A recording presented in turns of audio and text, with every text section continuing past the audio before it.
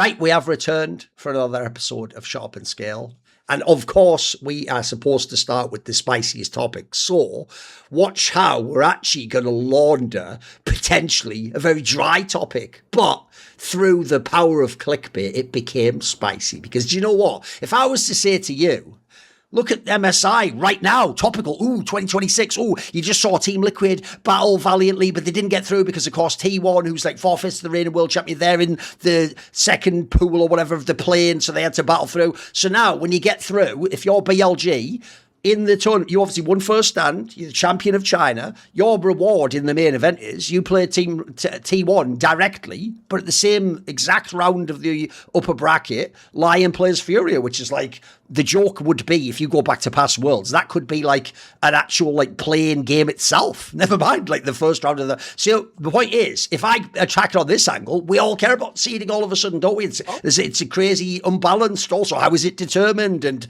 what are we doing with the planes? Like the plane in theory, you would expect that should colloquially mean weaker teams. They should never logically be, you would think, a team in the main event, like FURIA and LYON, who were worse, I'd say by a lot, by the team that won the plane, etc. So there's all these... So what we're going to basically do is, Peter has a topic here, but how did you formulate it, Peter? Well, I'm going to say, unless you're a FURIA fan, in which case this is the perfect draw, you get LYON, who you think you have a decent chance of beating into like your marquee matchup against BLG or T1. So, no complaints, let's just go with this seeding and keep it forever. But no, I think that the topic for this week is basically, look, we can all see that MSI seeding and world seeding as well is fucked, right? So how do we get out? How do we rescue this situation, right? And I think that's the kind of question that I want to kind of open up the floor to start with, right? Obviously, anyone with like half a brain can see like these issues there's issues here, right? So how do we get out of this situation? Yeah, because I think current seeding is the product of a lot of stuff. However, if you've watched LoL esports for a while and you don't watch other esports, you've probably just come to accept it as the way that it is. I don't think it's crazy to say that League of Legends has never had a great seeding system, ever, actually, for international events. Besides the ones where just everyone starts in the main stage. But even then, you can have arguments that, well, why is this team here when they're clearly not the fifth best team in the world, and actually second or third seed from this region would be above them. So we've seen a very clear example at MSI 2026, which is T1 going 9-0 through their play-in stage, being pushed a little bit, but not dropping a single game, versus teams which might have been competitive, with some teams which started in the main stage themselves. You've got Liquid, which might be competitive with a FURIA, might even be competitive with LYON or Top Esports or a G2. We just don't know that, right? But they don't get to show anything about that. It feels, I suppose, a little unfair to Liquid that they have to go up against T1, because I think they actually came out of this looking good. And then, as Thorin said, the result of this is that we have an incredibly stacked one matchup in the upper bracket, which is going to send a tournament favorite down to the lower bracket immediately and completely screw over the bracket in terms of having like this kill team in the bottom, in the lower bracket. So how did we get here, and how do we fix it? Because I've had a lot of thoughts about this once we thought about this topic, which is, why is the seeding of LoL esports the way that it is in international events? Because and why does it get things wrong so often? Because even on eye test, we can see this team is clearly better than a lower tier team. And sometimes we do get upsets, but on the whole, you look at some of these teams and you think, okay, they probably shouldn't be there. Of course, the reason why LCK is lower seed is because they lost first stand, but that doesn't mean that LCK is suddenly, a tier 3 region. How the heck has that happened? I think that comes apart because I think that LoL esports as a brand needs to have every tournament mean more. I think that's something that they're trying to sort. So I think by winning first stand, they want to give it meaning, rather than the prize for winning first stand is winning first stand. The prize for first stand is that, and also it affects the rest of the year, so you care about it more. And the similar kind of thing happens to, why does LCS first seed go into main stage, or why does LEC go at different points in history, right? You could have said that about LEC. Why do LEC and LCS first seeds go into the upper the upper pool in Worlds? Well, because they want the region to mean more as well. I think that's a lot of this is a knock-on effect of basically Riot as a whole saying, okay, how do we add meaning to every region and to every tournament? I think a lot of it has come out in seeding. I think the seeding has come about by trying to even these regions out and making everything more marketable. So that was where I started with this. But I mean, I go from that being the result of a fundamental flaw in kind of approach, right? Because the argument about why you have to make all regions equal is because then, if you're not going to count all regions as equal, why don't you have 6 Korean teams at once, right? 6 Korean teams, 1 European team, 4 Chinese teams, et cetera, et cetera, et cetera, right?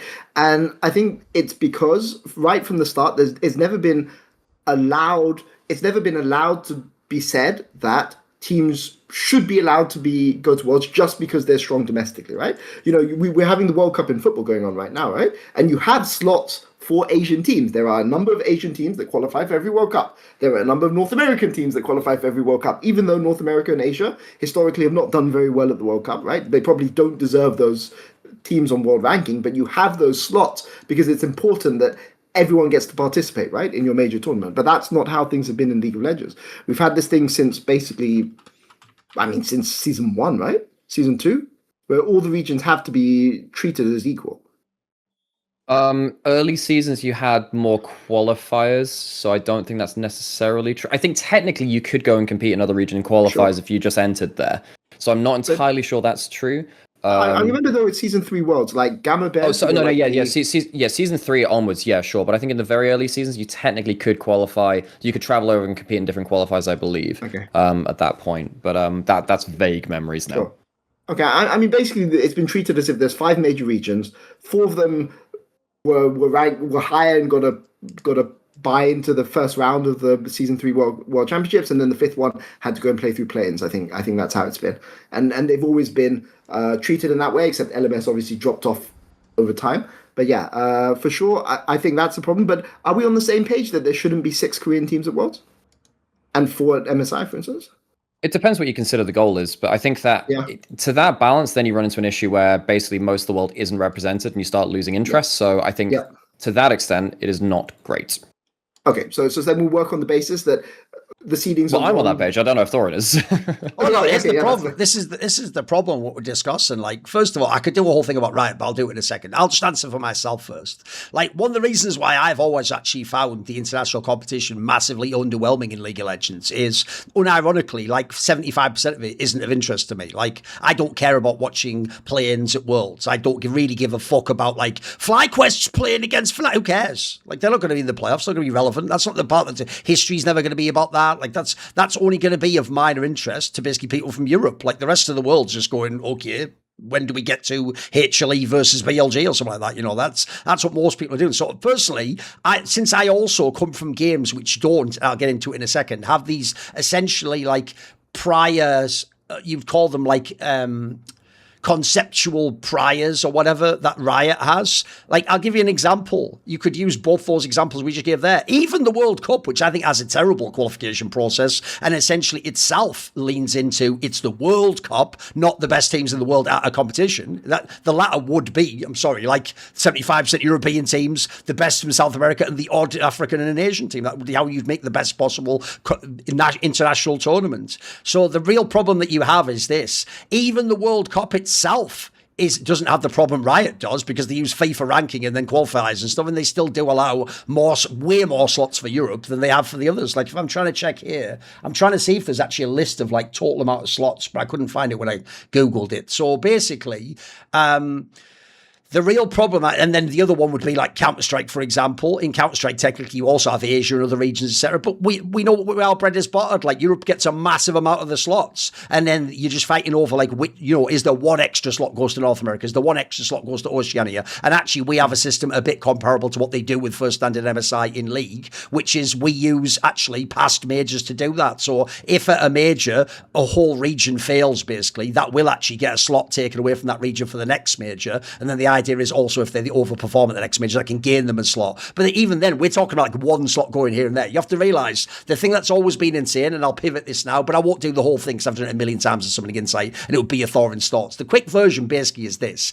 If you ever look at how Riot has behaved from day one in their game, I actually think you have to consider what philosophically they think League of Legends, the game is, and esports, before you can even get to this end of the whole thing, discussion of how do they then seed T1 into an MSI. So the quick version goes like this. I'll start with the game itself. You guys were around at the time, but this will shock fans who have started any time within the last 12 years, that Riot Games genuinely pretended for something like 5 or 6 years that they didn't change anything in the game based on how pros played the game. They pretended it was a solo queue game. And so the most famous example ever was one of the reasons actually why a lot of the things in the game for a casual player were really scoffed is Riot used to claim, they used to say this back on their forums when they had the LOL forums, they used to claim that we don't acknowledge even essentially the meta of pro play. And so even though in professional play, the Season 1 Championship is famous for defining what you now know of as League of Legends by having a bot lane of an ADC and a support, they pretended for many, many years, by the way, Faker had multiple worlds before they ever changed their mind on this, they pretended that that wasn't actually what League of Legends the game was for solo queue, because obviously the problem here is how you then implement it in solo queue without people going like, what the hell? And so that's why you didn't even have roles that you queued up for many, many years. So essentially what they were pretending, even though it's not true if you look how they balanced the game, they were pretending that a bit, by the way, I imagine because League is copied off Dota, and in Dota, if people don't know, there have been metas where essentially there was like a tri-lane in Dota for many years. That's like having a support and a jungler in a lane, basically, if you don't know, or 2 supports. There was in League, people have at different times tried 2 top or 2 junglers, etc. So the point is, the reason why I bring this up is the kind of person who would watch the game be played by colloquially everyone in a very specific way, but then go, I won't judge. I would never be as condescending to imagine that's how the game has to be played, sir. You could play it however your imagination says. They've done the same thing with the seeding at national tournaments. So the problem is this. Anyone who even watched literally Season 2 Worlds would immediately know, holy shit, Korea is really good and China's actually getting there. But instead we had to pretend, this is my major issue, Riot has pretended that all major regions essentially should be treated as if equal at all times. And it wasn't until, I mean, the joke is, it even started that because at the beginning NA and EU were better, we even had more slots for years. It wasn't even actually fair in that sense. So if people don't know, I won't go into a million details, but this meant there were absurd scenarios. Like at Season 2 Worlds, we've already had 2 full OGN seasons by now, by the way. We already know Korea claps the shit out of all the Westerners. But when it got to Season 2 Worlds, that's literally a fact, Pete, you can look it up objectively there. At Season 2 Worlds, they drew actual straws. So that as a result, like Taipei Assassins, for example, who ended up winning the tournament, and people like TSM got to start in the playoffs, and the eventual finalist, Frost, the best team from Korea, had to start in the group stage, even though they were number 1 seed, because there was 5 regions and only 4 slots to get preceded into the bracket. So the reason I bring this up is Riot has a long history of refusing to acknowledge that, like, it's not that one specific team is better, it's that regions are generally better and that they generally produce more top teams. So that's why actually I would say to you guys, before we even get into specific solutions, I think you actually have to philosophically decide the following thing, which is, first question, genuinely on the whiteboard, if I was the professor of esports philosophy, would be, can we know that regions are stronger and weaker than another? Because, by the way, as far as I can tell, Riot has only very gently actually approached that topic. And as I say, they haven't done it like, right, okay, we acknowledge LPL and LCK's better, because that goes to my question. If I made Worlds, I'm sorry, boys, I would have like 6 teams from Korea, maybe 5 or 6 from... by the way, this would actually make an amazing tournament. People think it'd be bad, it wouldn't, mate. You would still have the absolute... But you'd still have like 2 top teams from NA or EU and all that. It'd be an unbelievable tournament, mate. You know, you'd have some crazy like upsets where like it was actually just the 5th best team of the world won the tournament and wouldn't have qualified. So you have to ask yourself, first of all, can we acknowledge that regions are different? Because if we can't, I actually think the biggest problem is what Nymaera's talked about. We don't have a circuit that is designed like tennis or Counter-Strike to allow you to know from the results who is better. You can't really have a global elo system. That's why when they tried it with that like ranking system, it has to be scoffed, because they can't do what the eye test can do, which is say, no matter how good G2 does in LEC, I'm sorry, they're not actually better than KT Rolster. The problem is Riot's system has to treat that they're actually better than T1. That's what we have to do at the moment. So let's start there. What do you think? Yeah, because tagging in there, because I think there's actually a follow-on from that too, which really adds into the problem of seeding. Because obviously G2 beat 2 Korean teams 3-0 at first stand. Fucking incredible. They should be rewarded for that. That's fantastic, and that should factor into a certain degree. But the problem is, one of the ways that Riot approaches the game, and I understand this for casual player base, and I understand it from an entertainment point of view, not from a competitive one, is Riot needs fresh gameplay. They need fresh gameplay changes. They need patch changes. They need a bit of volatility. So what that means is, even when you have a good read on who is the best in the world, who the best regions and teams are in the world, they change the patch. So then you don't know after that. So the world ranking, I mean, it's a bit different in tennis or rugby or whatever, because the game's the fucking same. It's a bit different when, the must-ban champions change. Oh, suddenly, Camille's support is countering bot, and whatever the patch changes come through. Orianna and Varus are no longer must-ban. The way that the game has changed, played has fundamentally changed. So to bigger and lesser degrees, of course, historically, say 2015 Worlds was the biggest example of this, where we had the Juggernaut patch drop just before Worlds. Suddenly it went from being all bot side centric meta, hyper carries, your Jinx, your blah blah blah, I think it was Cogmore meta at that point too, to being Riven Fiora top lane with Darius as well. Completely different. The teams who were good were no longer good. And in that case, and I think in many cases since for international events, the teams who were best regionally were no longer the best internationally because the game had fundamentally changed. Bringing it back to the seeding question, we're talking about, well, how can you actually definitively know, besides from just like a vague eye test, who is the best team in the world? Which teams are better than each other? You actually can't tell sometimes at an international event. So how can you fucking seed them when the game is completely changed and the power levels change too? So I'll say, you mentioned 2015, of course 2017 as well, which was the double relic shield, double relic sport item bot lane, where Longju were like by a mile the best team in the world, right? Like it was so far ahead, because before Worlds it was all about top lane split push, roaming support. This team were like really fucking good, and then Arden Center was everywhere, and they had to play through bot, and that's possibly even worse than 2015. But 2015 and 2017 was probably the best example of just completely fucking your entire system going into an international tournament.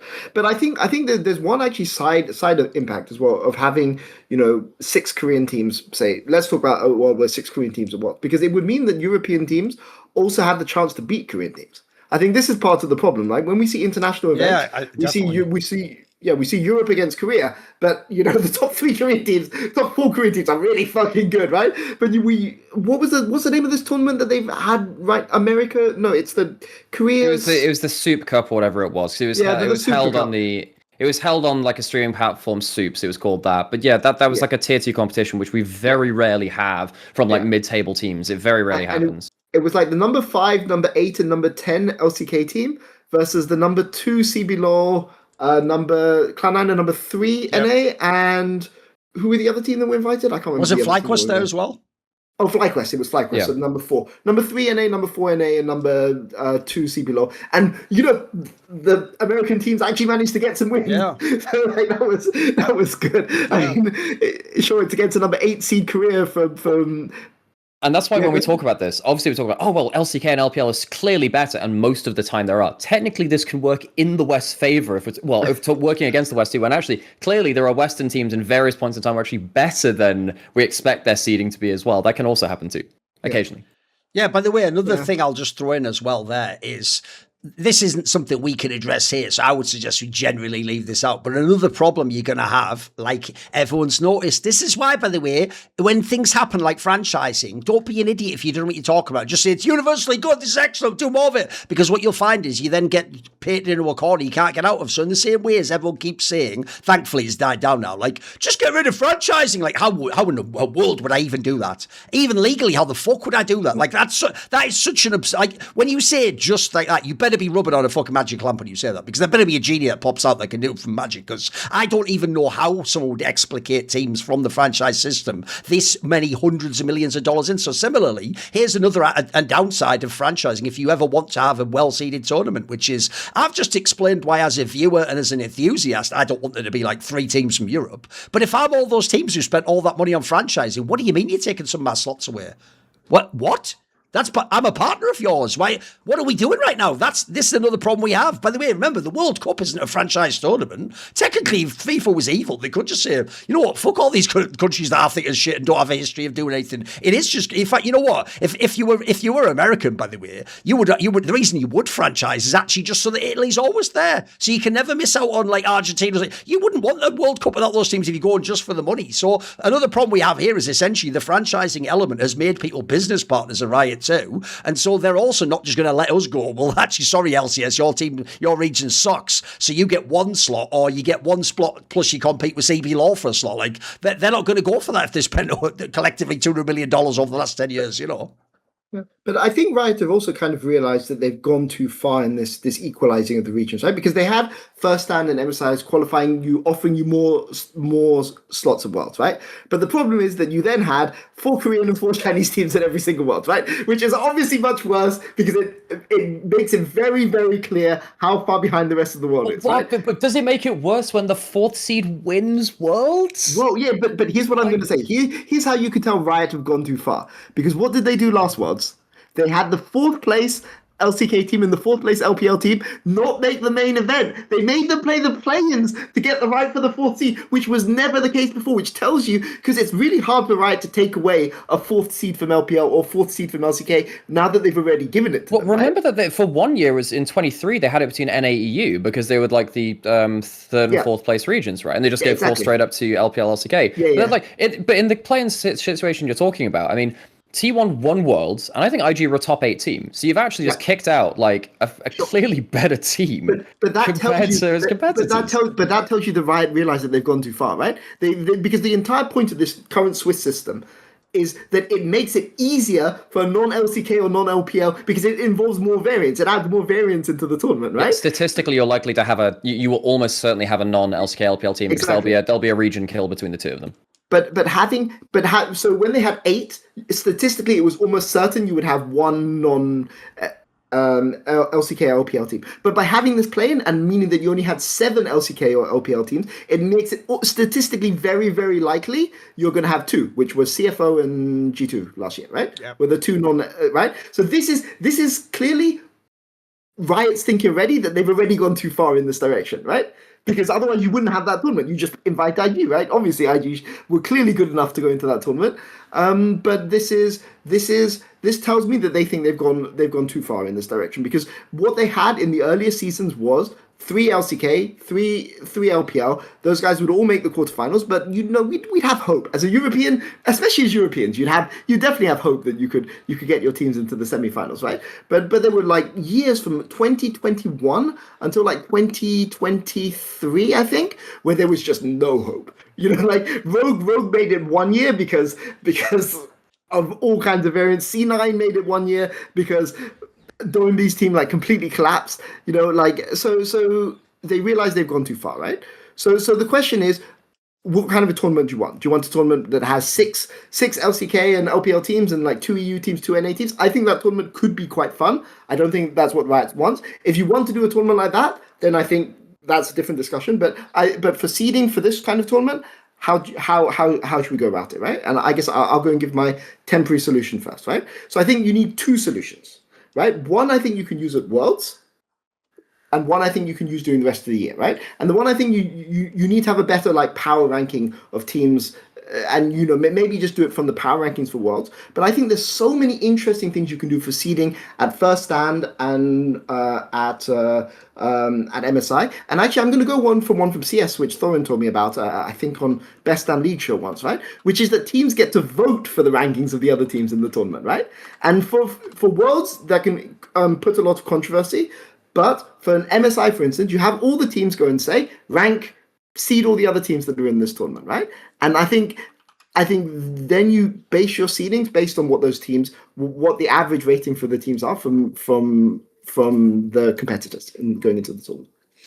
I'll explain how this works. Yeah, so basically, this gets to why I was asking what your priors are, basically. Because if you want actual solutions, I can lay them out. It's just each one of them is drastically different. So one of them is you have the teams themselves rank each other from, in this case, 1 to 16. Now, the reason why this works better than you'd actually imagine, and when it was done in Counter-Strike, it was only done for like a year or something, and then they went away from it because we just changed, Valve themselves came in and changed the system. But I can tell you, there were no complaints. Well, that's actually the real reason I think it was invented by ESL. ESL. So the reason why it's genius is because, one, if teams themselves collectively seed, the teams aren't going to complain because they're the ones who did the seeding. So already you've shifted the onus of, oh, this is unfair. It must be either the TO or the system itself. Players don't complain when they fuck up. And then secondly, they actually did think through, unlike, I doubt they do this in League, they actually thought through the worst case scenario and they actually already got ahead of it. So I'll give you an example. Since it's seeding for the tournament, you're not actually incentivized to do it wrong. Like, if you're actually a bad team, you want the really good teams to be ranked at the top so that actually, like, it makes sense overall and vice versa, right? There's very few points in the seeding where it actually makes sense for you to fuck the seeding up and put, like, a bad team first. Because, for example, let's say you're the 7th best team and you put you as a troll, like those all LEC votes, you put some shit at number 1. Well, guess what? What if the team who's number 9 or whatever gets that team and you have to play a really hard team that was the proper one? You've just given one of your rivals an easier seed there. Then second, because remember, you don't know where you're going to shake out in the seeding. There's a prison-style element, isn't there? And then secondly, the other thing they put in, which is very clever to stop all LEC type voting shit, is if there was ever a crazy outlier, like your vote on one team was off by, I think it was something like 7 places, then that just gets thrown out and isn't counted anymore because you obviously are troll picking. Like, you know, it's reasonable. You could be like 3 or 4 spots off of who. So in this analogy, like, people might disagree when they watch LCK if they're G2 as who's number 1 in LCK. That would be a pretty good example in this case, right? Maybe someone thinks T1 is better internationally than HLE. But the difference is no one from G2 is going to say LYON's better than HLE. So if they were to troll pick, then you kick them out. They don't get their vote counted. So it's actually, believe it or not, you know, sadly, like every fucking system, you have to see it actually work, but it did work fairly well. Like, that actually arrived at not only quite good seedings that were, so eye test wise, you could immediately see were within line, but also actually an added detail of that, if you're willing to let pros do it, is it even then did throw up very interesting things. Like, every now and then, as an outsider, because they knew from scrims someone was better, they would put someone 2 spots higher than you would have thought they would based on just placings. And then you found out, oh shit, that team, maybe everyone thinks that team's slightly better than we do. So you could even have like there's almost a narrative building element on that one. The problem with that one is obviously you have to be willing to let the players do it. And in history, I would say Riot, like, that's why I said all that philosophical stuff, they claim to want as few fingers on the scale as possible. They want it to be like, you know, a system decided, a randomizer. They're in love with randomizers. They're in love with picking a ball out and no one can know what ball.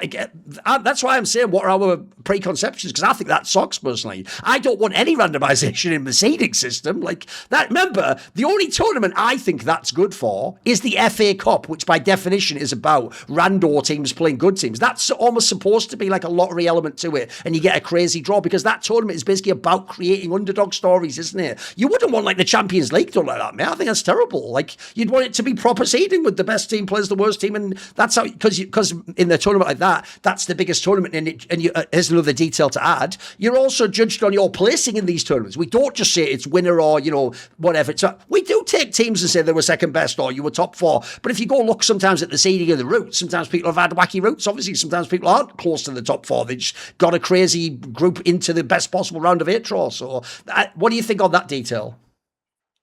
Yeah, I mean, the problem with the whole kind of, I think one of the problems that comes from this in terms of like, well, you know, if you're getting players to vote on it as well and that side of it, I think one of the inherent issues is due to international scarcity, where actually some regions, which are actually quite important to seed as well. I mean, we look at this play-ins, right? That there are huge issues where it's not just the problem that T1 is in there. The problem is then you have KCTL, I think they deserve to be in there, but DCG as well. But also, it was so crazy different between all of them that it was just a complete 18-0 stomp. We saw no 4 games in like 6 best of 5s. So actually, yeah, and but then let's be honest, if you're a top team, are you really going to be watching, unless you're directly facing them, are you going to be watching an LCP team this year given their level of form? Are you going to be watching a CBLOL team because historically they've not been a threat to you? You know, maybe you should do, but I don't think they will. So would they, you know, actually as a cohort, do the top teams, even with all of these extra checks and balances in there, do they have enough information, because they never play against these teams, and actually is it worth their time playing them as well, because it's so stratified in there?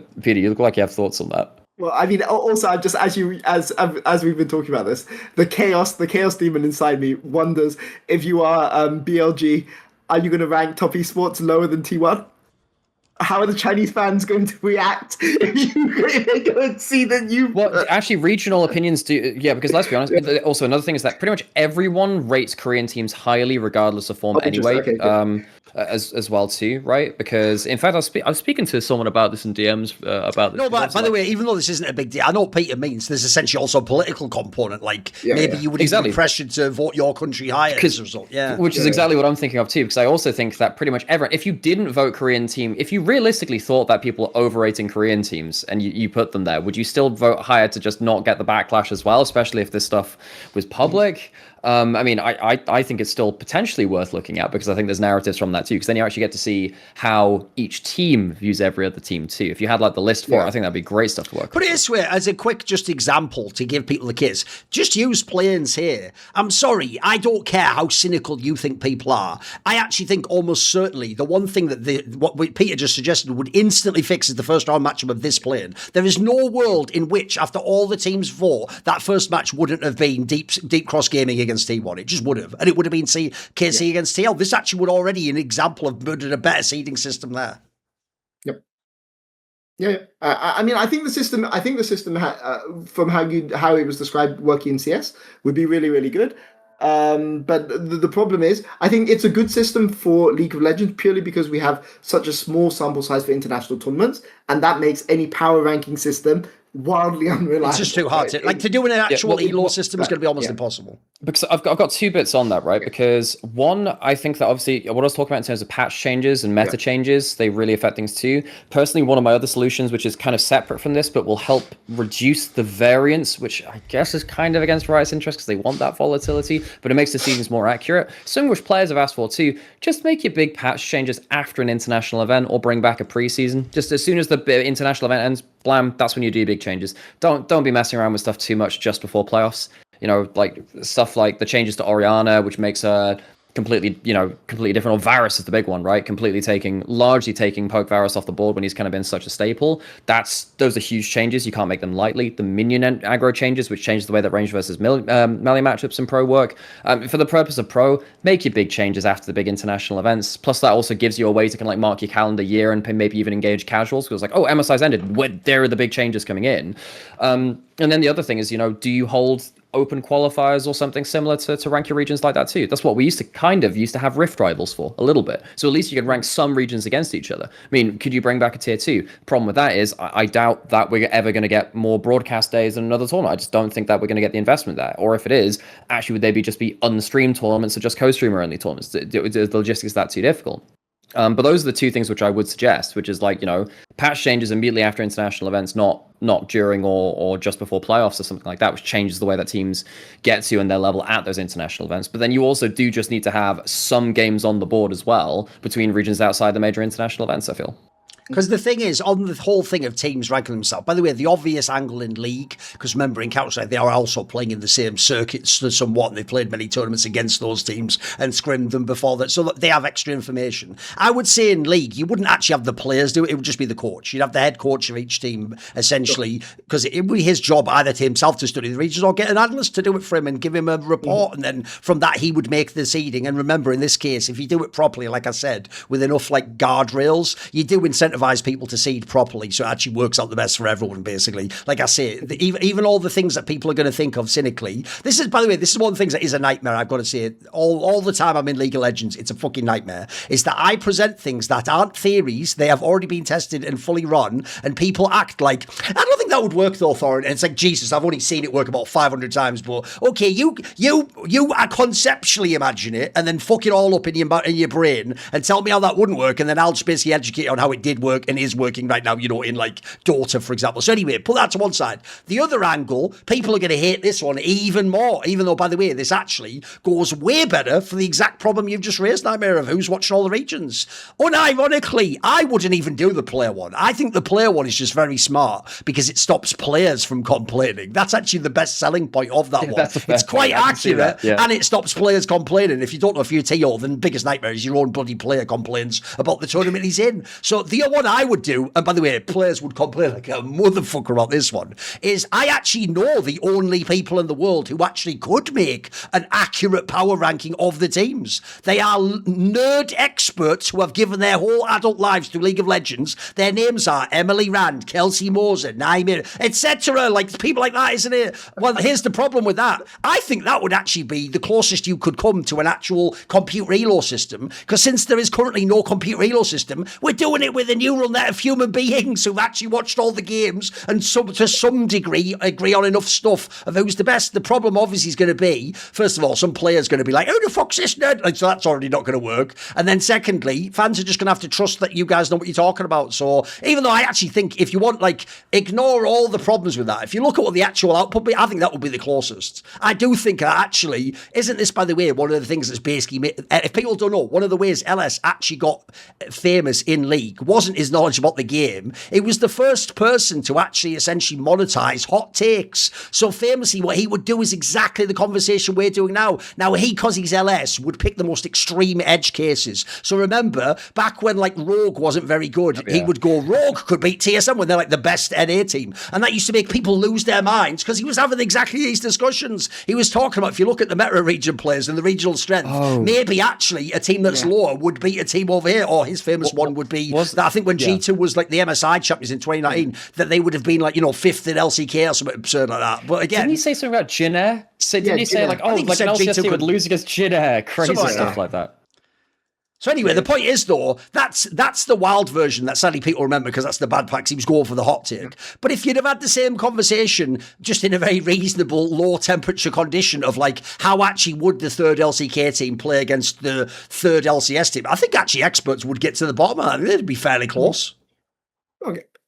No, I mean, I agree completely with the system. I think the problem. So I'm talking about, like, you know, like a council of people that decide it, essentially. But the problem is that the people, like those votes, if they ever are public and fans that, like, you also get hated on, of course. Fans, yeah, like, of course. shitting on like the. Okay, but. So, by the way, if you notice, one thing you're getting to, I'll explicate. I'll make specific here, Peter, though. The reason why explicitly what you're saying is a real condition is notice that for some bizarre reason, it's a flaw of how humans perceive the world. If you actually think that a soulless computer with numbers decided something, somehow people can let that go. It's like the weather. They go, well, what can be done? It's the computer, isn't it? It's God. But if they know someone is to blame, Peter, then yes, the whole thing will become a witch hunt to destroy. Like, by the way, even as I'm saying, I think the expert one will be the best. I would never want people like Emily Rand to have every KC fan message them the day after the ranking comes out, no matter what the ranking is. You know, I wouldn't want that. I wouldn't want that for anyone. Well, even though we're making or the opposite. That or the opposite, and they get influenced by people as well. You know, actually. It could also get held hostage. Yeah, absolutely. Hostage or bribery as well. That'd be another problem too. That opens up a whole can of worms. So, but then if we're not having a system where players are doing it, we're not having a system. So we've discussed what would happen if players did it, what would happen if orgs do it, what would happen if experts do it, right? So now let's get to the system of how can Riot make an actual elo computer? Because currently I see what they have now, but that system moves so slowly. Like, the rankings move so slowly, the teams are basically not the same. All right, Peter, I've cut the Gordian knot for you. Are you ready? I wouldn't do this. I actually think this is the more scuffed version. Essentially, Peter, I want someone like Kelsey Moser, but it can't be Kelsey Moser, nor would I want it to be because of the effect it would have on her. So you know the obvious thing that I'm going to do, Peter? I'm going to get an AI, and I'm just going to basically give it a bunch of rules that make it become Kelsey Moser. And because at the end I go, the AI supercomputer figured it out, guys. I think people will go, well, what can we do about that? The computer says. Because it doesn't say Kelsey, even though the joke is I'd code it the exact same way, you know, like I'd give it a mad bias for fucking overrated farming junglers, you know, all sorts of shit, make inexplicably think death's good no matter what. Do all the things that you want to do, you know. Yeah. Because remember, if people are going to tell us AI so advanced, show me then. Make an AI that can do this. Make an AI that can actually watch, almost with the eye test, each region and compare different rules of what's better macro and things like that, you know. Yeah. After all of the things that all of those options discussed, I do think the player-driven one probably has the least downsides. I think that's the one which I probably would go. And you've already talked about it working elsewhere too. I think the player one, like, and I suppose the other thing is, right, you know, if someone's misseeded because they haven't watched it, I mean, then their solution to that is proven wrong. You know, it's proven wrong. Like, if it was really out crazy, like I say, it'd get taken out. By the way, you do realise as well, I'll just make this other point for people who've missed this. What Riot has done, as usual, is simultaneously quietly admit they were wrong while not admitting they were wrong. So what I actually love is this. Since you all asked them, remember, if you rub that lamp and you ask the genie, you better be really specific because it always gives you what you want, but not in exactly the way you want. So you all asked for simultaneously, Riot, this MSI format sucks, it's only one team, but also give us more national tournaments. So they just recreated the shit MSI format as first stand. Then they made MSI 2 teams instead of 1. And then Worlds vacant. So at the end, they still, it's like the Jokers. We still have the old MSI. It's just first stand now. We have to just have it all. So what's bizarre is if you notice, now we've just got 3 tournaments. That sort of almost, you know, that famous, what's that famous saying where it's something like biology recapitulates philology or something, where it's the premise that a baby starts and it looks initially like a fish and then it looks like a reptile and then eventually it looks like a mammal and then eventually it's born as a human, right? Because essentially that's what the fetus changes through. Well, essentially Riot's done that. They've given you what their old international tournament was as first stand. Then MSI is something closer to what Worlds originally was, and Worlds now is like the cutting edge of like, oh my god, we've evolved, we've got like fucking all these things. So if anything, actually they're sort of doing it all at the same time. It's yes and for Riot, isn't it? But hopefully the thing with that is eventually all of these tournaments eventually evolve into double elimination, because this is the other thing. Well, right? yeah, the other problem I have is this, Nymaera. I think a bigger topic is this, and wouldn't this actually loop back into the first thing we said about the lack of tournaments? Let's be real. Even though it's cute that you have first stand and then you have MSI, it's the mid-season, and that's well. Let's be real. If I think actually everyone I know is an expert, which is it was just tennis, and you just had 3 Grand Slams that are all the same thing. They're just both mega double elim tournaments with all the best teams, and if you had 3 of them, you actually could more appropriately seed each of them based on the last one. Because isn't one of the problems for MSI, how do I really seed it off first stand when some of the teams weren't there? That's one of the problems we have, right? It's one of the huge ones, yeah. But I think with all of these issues, one thing I come back to is, well, okay, what is the cost of having bad seeding? Well, you have, uneven brackets, people end up finishing in the wrong spots. One thing that we've talked about before multiple times is how, well, if a team is expected to beat the top teams and they win the tournament, having a best of 5 is quite hard to upset truly in a best of 5. So, the winner in a single elimination isn't often a team I would disagree with. But for single elimination versus double elimination, this is the problem we're getting to here, is that the second, third, fourth, whatever, all the way down in single elimination can be absolutely fucked with bad seeding.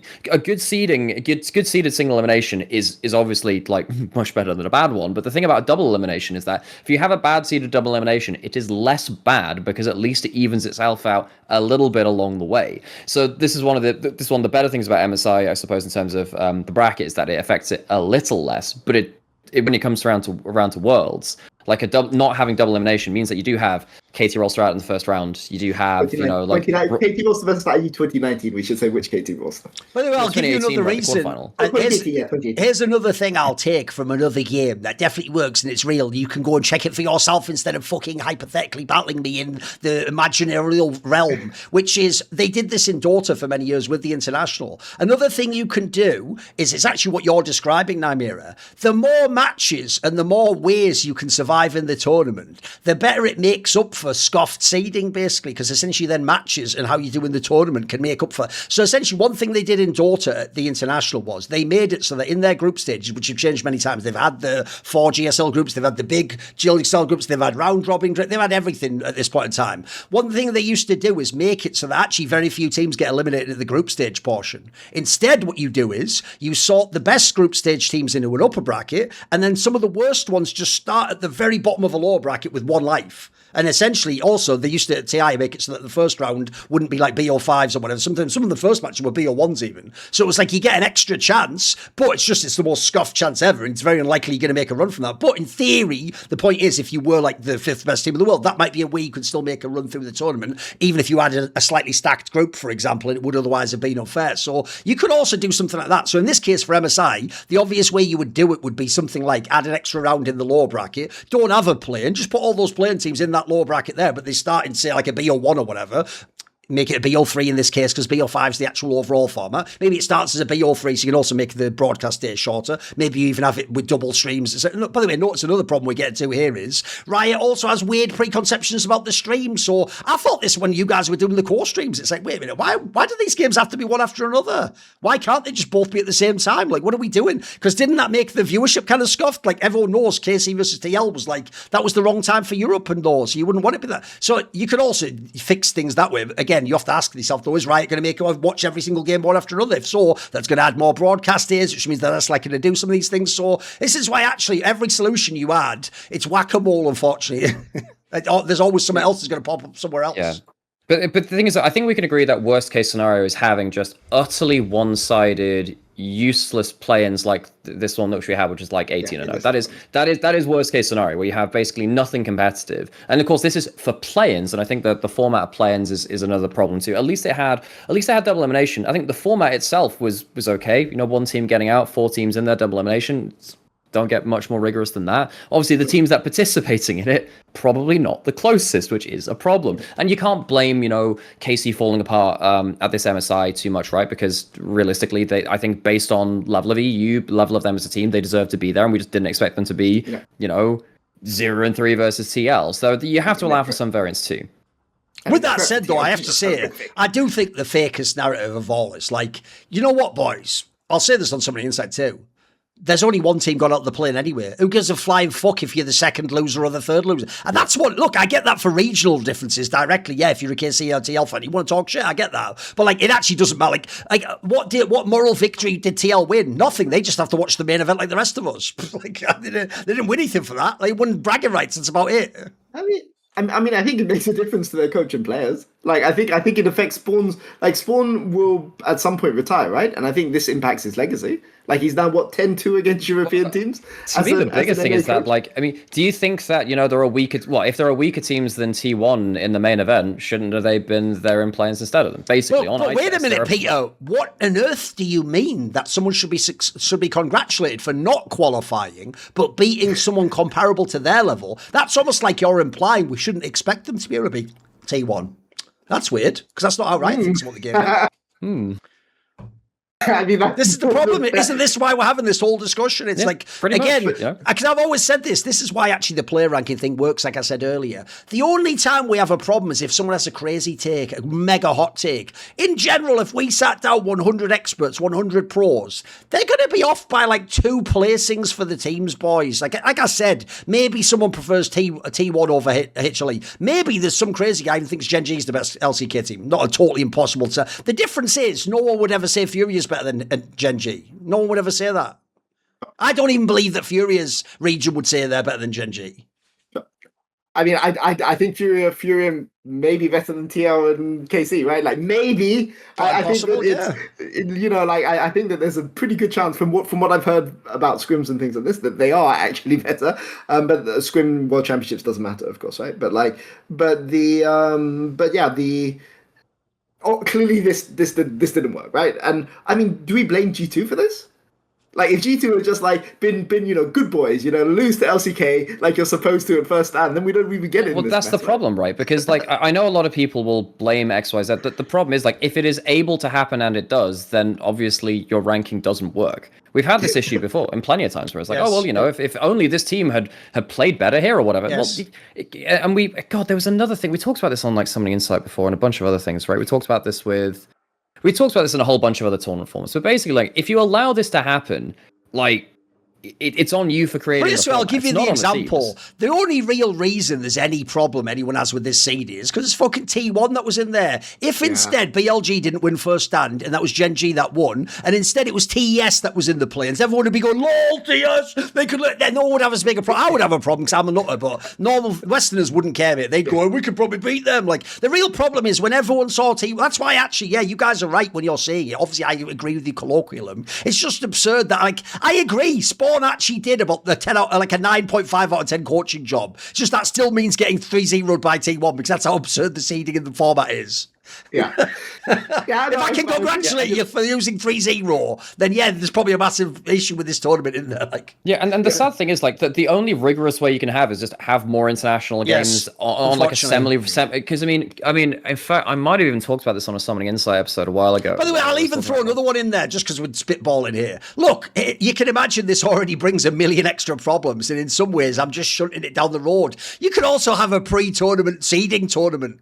You could also do that too. That's actually, and you could even spread that out and say, actually, well, you know, every couple of weeks, like China and Korea will play a best of 5 or a best of 3 between their top teams. Like the first seed from each region will play like a best of 3 or like adjacent regions, and maybe you can have a tour of that. So like, obviously the problem is then like the problem with traveling comes into it. But like if you just had like occasional best ofs across the year, which just add or deduct like a point or two from your rankings or whatever as a region, eventually you end up getting a little closer to it. Because as Peter said, the real problem is these rankings take an age to change, and when they've tried to shoehorn in bigger changes where like you win first stand and it affects the rest of the year, it affects MSI, the problem is that sometimes that's a blip on the radar too, and that actually doesn't stay, and it gives you like a false positive effectively for the rest of it. That can happen with any tournament, and it can happen for the positive and the negative. This is why, if you notice, if I ever get one of those AMA questions where someone asks me, what is my ideal circuit? I actually have thought this through for exactly this topic of how do you see to make the major World Championship as good as possible and as fair as possible. And this is why I always come down to, and obviously this is a nightmare if you're a League of Legends fan, because you will never get this.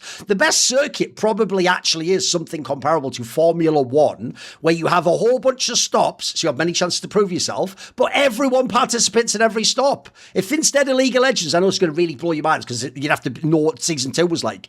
And Season 2 wasn't even like this because they were still regionally split up. If you essentially had each year before Worlds, there was 8 tournaments, but like the top 5 teams from every region participated, you wouldn't have as much regional depth, but you would have an unbelievable basis to then seed the World Championship final, wouldn't you? That would sort of be your tour final, as it were. At that point in time, that's actually how tennis works, and people don't know. That's a pretty sturdy system. And also, notice it helps a lot with the narrative building of, well, they're here because they came on strong at the end of the season, or they still got points from earlier in the season. It also just makes, actually, it streamlines a lot about it. So the problem with that is, if you notice, I haven't even just seeded things there. I've just remade the entire universe of competitive League of Legends and undone all the regions and all franchises. So unfortunately, I do think that's a pipe dream. Yep. So I just threw that one in there so possibly. With the level of investment, it's very hard to do what we want, basically. Because I'd be sat there like, oh, I'd want teams to travel to play a best of 3 every so often, or a best of 5 every so often. Maybe you could fix that by balancing out between the top teams. So the top 3 will all kind of like have a certain amount of games that they'll play every year. And if you drop in and out of it, then obviously different teams go.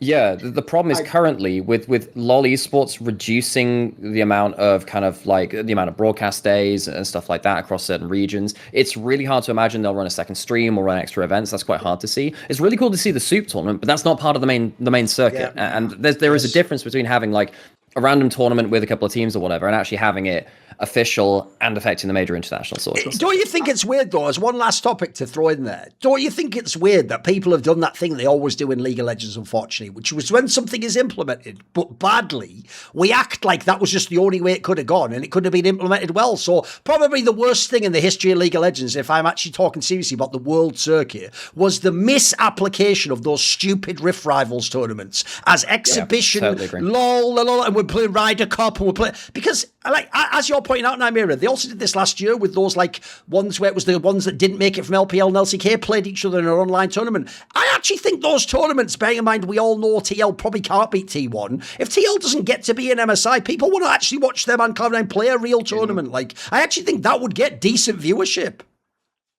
If there were actually stakes, yeah. If there were stakes for it, I agree.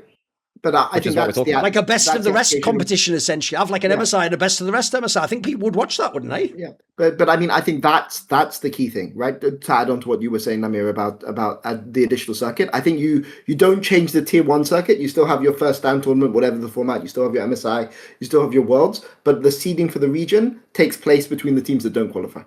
Oh, that has so many implications, because that means that actually mid-table teams aren't just slumming it in their regions. They actually have to show up. Yeah. Because if the mid-table teams actually have, because, you know, we've talked about this in a number of ways too, and I know Monty talked about it quite a lot on Twitter about how there's actually no incentive for a lot of like mid to lower tier teams to actually spend, because unless you're like spending an inordinate amount, you're not going to win. But actually, if you get international exposure, but actually matters to your region, there's a lot more for mid-table teams to care about. Otherwise, they're going to get slammed for losing that shit. I'll even give you a better one, and this is in theory an idealized world, but he would be incentivized to do this. Guess what? You know the story that just happened, the scandal, because KC fans were wronged, where because KC was apparently beating G2 in scrims, G2 was like, let's just not fucking scrim them. Let's see how they meet us in the final, see if they can hold their nerve under the match, right? Which obviously they didn't, as they haven't for the last 2 seasons, right? If you want to incentivize G2 to scrim people, make it so that the 5th team can determine how many slots we have at a fucking tournament. Now for G2, they need their region to be strong too. They don't just want to be hoard it all themselves. In theory, everyone everyone would be incentivized to make the whole region as strong as possible. Again, that's a bit of an idealized dream, but you can see how it could work in the seeding system.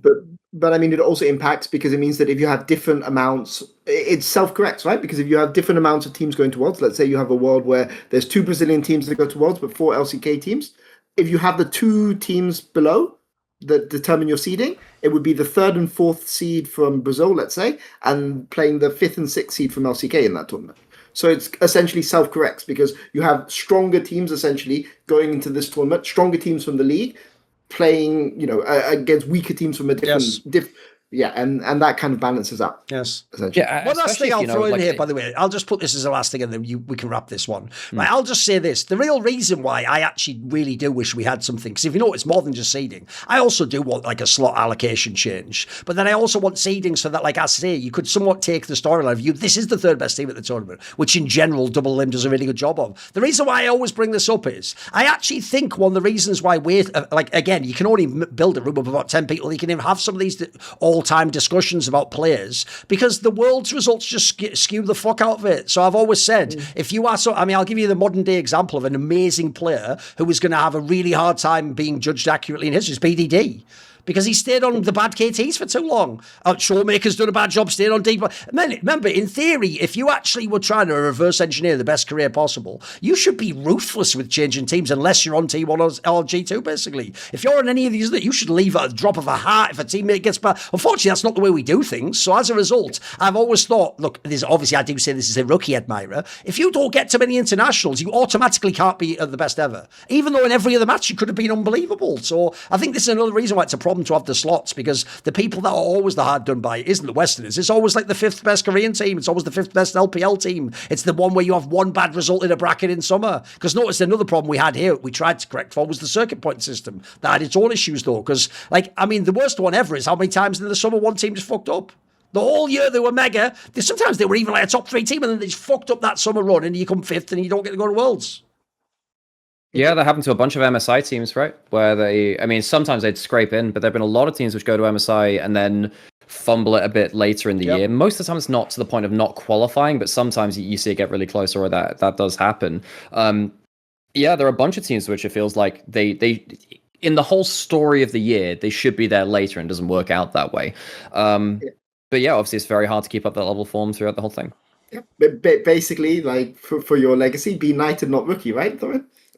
Just as soon as you don't like, as soon as you don't like the way your team's going, like, just leave. Yeah.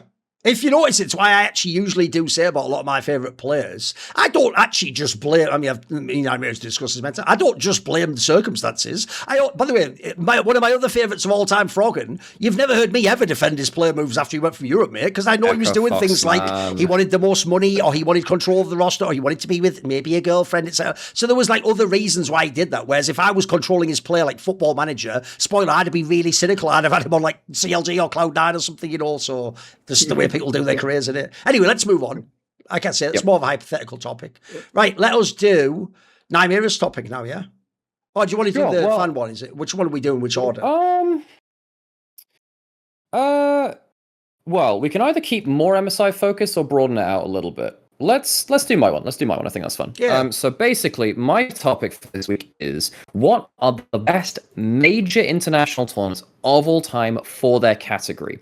Now, one of the things about this, which I'd like to just add a bit of variety in, is I think it's, for the purpose of this question, it is more interesting to consider pre-double elimination at MSI as a separate major international event than post-elimination there too. Post-elimination. Of course, there's less from the double elimination. And then maybe afterwards we can have a discussion about where we think these events rank against each other by our own metrics as well. Sure. So the more I thought about this question when I was going into thinking about which ones were the best. So in theory, the 3 tournaments is going to be Worlds, but then there's 2 sets of MSIs. There's MSIs in one team and MSI with the 2 in the double elim. We're doing those 3 categories, yeah? Yes, I think those are the ones. Oh, okay. Well, for first time, then There's only been just say that two. this year was. It's only been two. I don't think it's This year's better. obviously better, right? Like, so we don't need to talk about it because Yeah. last year was dreadful, Only and this two. year Just wasn't, and there was only one team for each Okay, other. fine. Yeah. Okay, good. Ask us next year, ask us next year. Yeah, But like, sure. I think these kind of tournament, these kind of questions, while you might come into it thinking about obvious answers, and I'm not necessarily going to be rocking the boat with a lot of these. I think it's just nice to occasionally sit down and say, is it still the obvious favorite? Is it still this obvious tournament which is still the best, or are there other ones which should be considered? Have new ones pipped there? Were we actually a little bit too reactionary to something as it happened? Like, oh, this Worlds was the best ever, we say just after their finals because it's really hyped to be around finals or around MSI as well. So where do we start with this? I think we should start with best single elimination MSI, because I think that's one which a lot of people might have forgotten about. So I think the obvious one for this would be 2019 MSI. I think it's quite clearly, I think, one of the most entertaining ones there, because it had very unexpected upsets. I think the meta was great too. It kind of been after the post, like the very slow metas we'd had in points of like 2016, 2017. Like, for instance, 2017 MSI with the Ivern meta. Oh, it's just dreadful, right? And though 2018 was very cool in its own way, I would say 2019 is quite an obvious, exciting tournament with a lot of great all-time players and a lot of upsets. I think that's fair. I have 3 on my shortlist for this. I'm just double checking that I'm not going completely crazy, and that one of these was the old format. I'm pretty sure 2021 was. Yeah. I'm not going crazy, right? Yes. The new format kicked in MSI 2023. So we've had, we've had 3 of them to choose between, which hopefully will give us a little bit of variety. So basically, I have 3 on my shortlist. 2019 for the reasons that you said. 2021 because I think that had basically that was Yahoo's. That was Yahoo's MSI. It was the one where they beat Damokia. It was the one where PSG Talon were competitive. It was one where Mad Lions were competitive for 3 games and then got blown out by Damwon in the semifinals. But for 3 games they were pretty fucking good. They should maybe have won that series, and then the last 2 games they got completely blown out. But I think that it had the most exciting final. I think it had the best storyline. 2019 had a pretty good storyline, but I think for anyone that followed Xiaohu's career or had any watching of LPL, I think 2021 has a good shout to being having the best kind of storyline because it was the apex of this guy's career. I think also the other one I had as an honorable mention is 2016 because that was the year CLG where finals. It was the CLG finals. And why do I have 2016? It's because it's the year that an NA team came in and broke the meta. I mean, CLG came in, they were playing Sona support, yeah. Yeah, it was Sona support, it was range supports. They were the ones that came in. And sure, it was the worst final. It was like a tragic... No, it was the second worst final after 2019 G2 against TL. But it was a year that basically innovation was rewarded. It was a year that you had Prime Faker, like on Fizz. I remember Faker just stomping on Fizz at that MSI. But you had like the problem with 2016 is that it was a garbage finals, so that kind of like puts it maybe a tier below for me 2021 and 2019. But I think it's between 2021 and 2019. 2021 for Yahoo, 2019 for G2.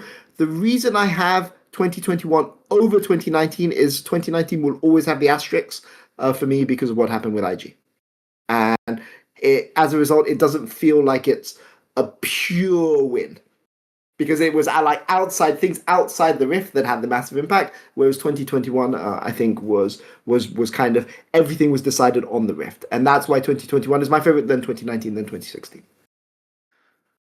Anything you'd add into those ones, Thorin? Any others which immediately had? I don't have a totally dissimilar one. Like I do actually have. I had the CLG one in 2016 as my number one because here's the problem with this. As usual, it depends which hat I have on. Like personally, the hat I am going to emphasize, I want it to be where the relevant teams and regions were competitive, and it was like an interesting tournament that wasn't just like one-sided or one person mastered something and smashed everyone else. So the reason I think 2016 is mega is actually a detail Peter didn't even put in was that was one of the first ones where the Flash Wolves went fucking crazy, beating like T1 and having all these unbelievable results and nicking a game off RNG and that was the reason why CLG got to play Flash Wolves in the semis. That was the whole reason CLG got their path to the final. So I always thought that was just a mega one. And then also that's one where technically all 4 major regions, it was actually only Europe that was the joke because of the G2 vacation one. The other 4 major regions all had their own little run. So Flash Wolves had the BO1s. RNG was the number 1 team because because Flash Wolves was beating up the Koreans. And then obviously CLG had the run to the final with like the play, split the map or whatever. But then people forget that was the one where actually T1 came on in the playoffs and just was unbelievable and smashed everyone. Yeah. So it was just a fucking, I think it had everything. It had the storylines, it had competition. So I have that as my number one. I had as number two 2019. I do think the only flaw of that one is, even though it was fun in the moment, it would have just been better if IG had played G2. That would have completed. That would have made it number one if that had happened. But at the same time, it's kind of cool that the crazy upset happened again. NA just never had BO5 upsets, and that was one of the biggest ever. I still think people don't. Sadly, because people remember the G2 side of the bracket, I still think people sleep on what a crazy upset that was. Like, if you would have asked people like me, even the pro players would have told you, like on some Russian roulette shit, like, yeah, like blow my head off if that happens. That could never happen. Like, BO5, there's no way Team Liquid. Remember, Team Liquid Star was even like super late game scale shit. Like, there was no way you were going to beat Rookie and the Shy peak IG. So that one was a banger. And then I had as my number three, like Peter 2021, because I think that's actually what is slept on about that is people remember the Zhao who upset a Damwon. What people forget is both of the semis were actually fucking fire games. The Damwon one against fucking Talon, I think it was, right? And then other way around, RNG, and then Dam one against Mad Lions. Mad Lions ironically actually almost won it. That was the 1 year where actually people like Humanoid had an amazing run internationally. So I think that was a great one, yeah. Yeah, I think the only the thing I would love to, yeah, so I chose 2019 as one of them. I actually, in terms of top three, I might actually chuck like 20 for the single limb. I actually might go completely different direction to you guys. I think 2015 had a shit group stage, but oh my god, 2015's playoffs was really good. I think Fnatic SKT in the best of fives was really cool in the finals, despite the fact that it was marred by Faker only playing two games in the finals, which is again just esports history just being ripped out of our hands. 2015, just the hype around that event and like the craziness of EDG winning was very cool. And then the other one was of course 2018 with the start of Kai'Sa Xayah meta and again another very good Flash Wolves game, but also kind of like RNG breaking the Korean era of dominance. That was very special too. So I actually might choose two different in terms of a top three there. But yeah, I think it's interesting to like look at things back historically in terms of how we're feeling now and think about actually have these tournaments held up? Do we still feel the same way after they happened? 2021, it's not an MSI I hear a lot of people talking about. It's very much worth talking about though. I think particularly when in that era, a lot of people thought that the EU downfall had begun. And I don't think that's really true if you look at MSI 21. They were really fucking close, Mad Lions, to actually going to finals, especially given the reputation they garnered over the years beyond that of just, they go international and they suck. That MSI completely bucks that trend. So I suppose let's finish off MSI then and go to MSI double elim. It's obviously a shorter shortlist for it, right? So it's only happened since 23. So you've got 23, 24, 25. I think this one's, would you say this is definitively 23 or is there another option in that list? No, I'm going 2025 last year. Yeah, I'm going 25 as well. Oh, really? Yeah. You choose 25? Because remember, all right, I'll do the same thing again. I want, in general, everyone to have strong representatives, and I want it to be really close. So first of all, I'll start again, like I did with the Flash Wolves one. The part people are going to miss is because you're going to get immediately lost in LPL LSK. Start with CFO, mate. They absolutely could have won some of those BO5s. Like, they were fucking bringing the heat. If anything, it was only when they got to the Worlds playoffs, they fooled us all, and we all thought they could beat Kinsey Ross, so that's how good they were fucking MSI, bro. So that MSI, they were cooking in the BO5. So already that made it hype. Then you had the Korean teams. Look, the one downside was the BLG one, obviously. You take that out of the equation, though, because weren't both the series that Gen G and T1 played like fucking all-time bangers? Like, and remember, this is also the first year we had Fearless, so no one even knew it would be that good. Like, those were some of the best, probably, Fearless series ever played, mate. They were mega. That's actually a fair point. The thing is, in my mind, the reason why I still take 23 over 25, to like talk about it in perspective of 25, this tournament in particular, the Game 5 drafts were diabolical. And this was also at a Khan era as well. So I think in terms of the meta, this was lane swaps got introduced at this tournament pretty much, right? Or like the lane swaps came about in this year. I seem to remember they're around in MSI. Definitely came through for Worlds. But like there was a lot of stuff in the 25 meta which I thought took a little bit away from it in terms of, the Game 5 drafts were a little, I remember there was the Twisted Fate draft from AL in Game 5 versus T1. AL were really hyped coming in. They fell apart in Game 5 versus T1. Great run from T1, don't get me wrong, but I felt like the Game 5s took away something from that tournament. And sadly, obviously, like BLG just weren't a factor as well, so it meant that it was like an all-Korean finals, which it was a very cool series. But between Atakan and the Game 5 drafts, it did leave something to be desired on that front. But there were at least 3 5-game series to end it out, so that's actually a pretty good shout. Maybe I'd underrated that a little bit too much in hindsight. So I went 2025 because of CFO. I think it was really fun because even the planes were fun. There was a G2 FURIA series that went 5 games that G2 could very easily have lost. They should have lost that series 3-1. And they managed to come back and go 3-2. You had FURIA GAM, and G2 GAM, all of which were 5-game series.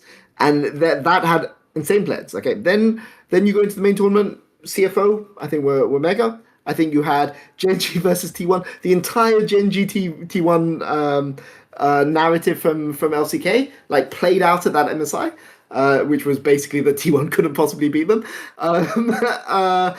And for me, 2023 and 2024 were MSIs which were defined by teams writing the first page in like their kind of legacy. Right, by which I mean 2023 JDG and 2024 Gen.G, right? So it felt that those were like, narratively speaking, I don't think it's interesting. I think it's interesting within the context of the year.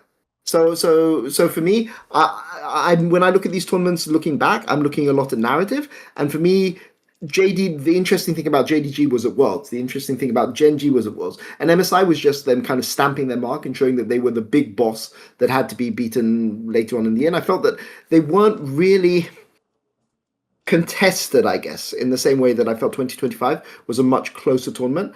Also, I've said this, I think, in our second episode of Shut Up and Scale, that I think 2025, I think Fearless, there have been some very unbalanced metas. And I think that Fearless has, sure, you've had some bad Game 5s as a result of Fearless, but it's meant that there haven't been like overbearing champions because they're basically just picked for one series and then they got right. Whereas I think there's been a lot of balancing issues at MSIs. And that's why I kind of hold that against 23. Plus, the other reason why I put this one at the top is because also this is the one where you got like Gen.G properly tested. Like T1 could have won both those series too. There was an awesome series, but they also showed this is why if people only care about Worlds, then stop watching Gen.G because you never saw the real Gen.G at Worlds ever. This was like the real Gen. Because remember, the problem with the 2024 was they weren't tested enough. They just ran through the tournament and they never really were going to lose. And also T1 was a bit whack, and so that was one where that one. But it's weird. I have the 2024 one third. I do have your 2023, the one you're picking out at second. I'll put that second. Yeah. My problem with that one is obviously at that one. This is another reason I put 2025 at the top. Aside from BLG, no one failed. Everyone was just awesome. And it was a heavyweight fight of the best fighters giving each other body blows. The problem I have with the 2024 one is Gen.G wins it at a canter. And here's the thing, 2023 is awesome if you're an LPL fan, but how underwhelming was like Gen.G in that one, for example? They just fell apart completely. T1 got knocked way earlier than expected. So the problem with that one is it sort of just left it on a bit of a sour note, whereas I feel like whoever won 2025 was going to have to be like, you were awesome to win that tournament. The fact that BLG went through both Gen.G and the fact that Yagao of all players beat Chovy and Faker in best of fives is just legendary, though. Like at the same event in best of fives, I have a lot of fond memories of 23 because I really love the meta there too. The meta was really cool. We had a lot of very pop-off bot lane. It was like Jinx, Seri in a meta where like if you were a good enough AD carry with good hands, you could do fucking anything. And you saw like some great games from Guma had a couple of good games that really was defined by like Ruler and Elk kind of really stepping up. We had like really good level of play from Knight and Kanavi as well with these crazy team fights. My memory of some of the best Nico ults of all time. Yeah, there was some incredible team. It was a very good meta actually, wasn't it? It was a great team fighting meta. A lot of how I viewed these actually is, so Peter's looking at it from a narrative sense. I think I'm looking at it more from a meta sense because like there were crazy Camille engages. This is when you had like some of the best. I know Cassante is a very hated champion, but some of the Cassante team fights were nuts. The Gragas as well. There was some great team fighting top laners. I thought the bot lane meta was very cool. Where it did feel like, you know, if you slip the noose of the early game, even if you're a little bit behind, you could do anything in team fights. And some of the team fights we saw in like the JDG T1 series were utterly insane. You know, I think BLG, they really showcased their fun playmaking as well. Yeah, I suppose Gen.G kind of bowing out in the way that they did, that was like a black mark on it, but it did feel like if you're a good team fighting team, if you could skirmish well, if you could lane well, like you would do very, very well at this event. The problem with 2024 is it did just feel like everyone was playing catch up to Gen G. It's incredible if you view it from a gameplay perspective and you're purely looking at how good could Chovy be in that event, and also, you know, how well the bot lane played in finals. The gameplay was fantastic from that level.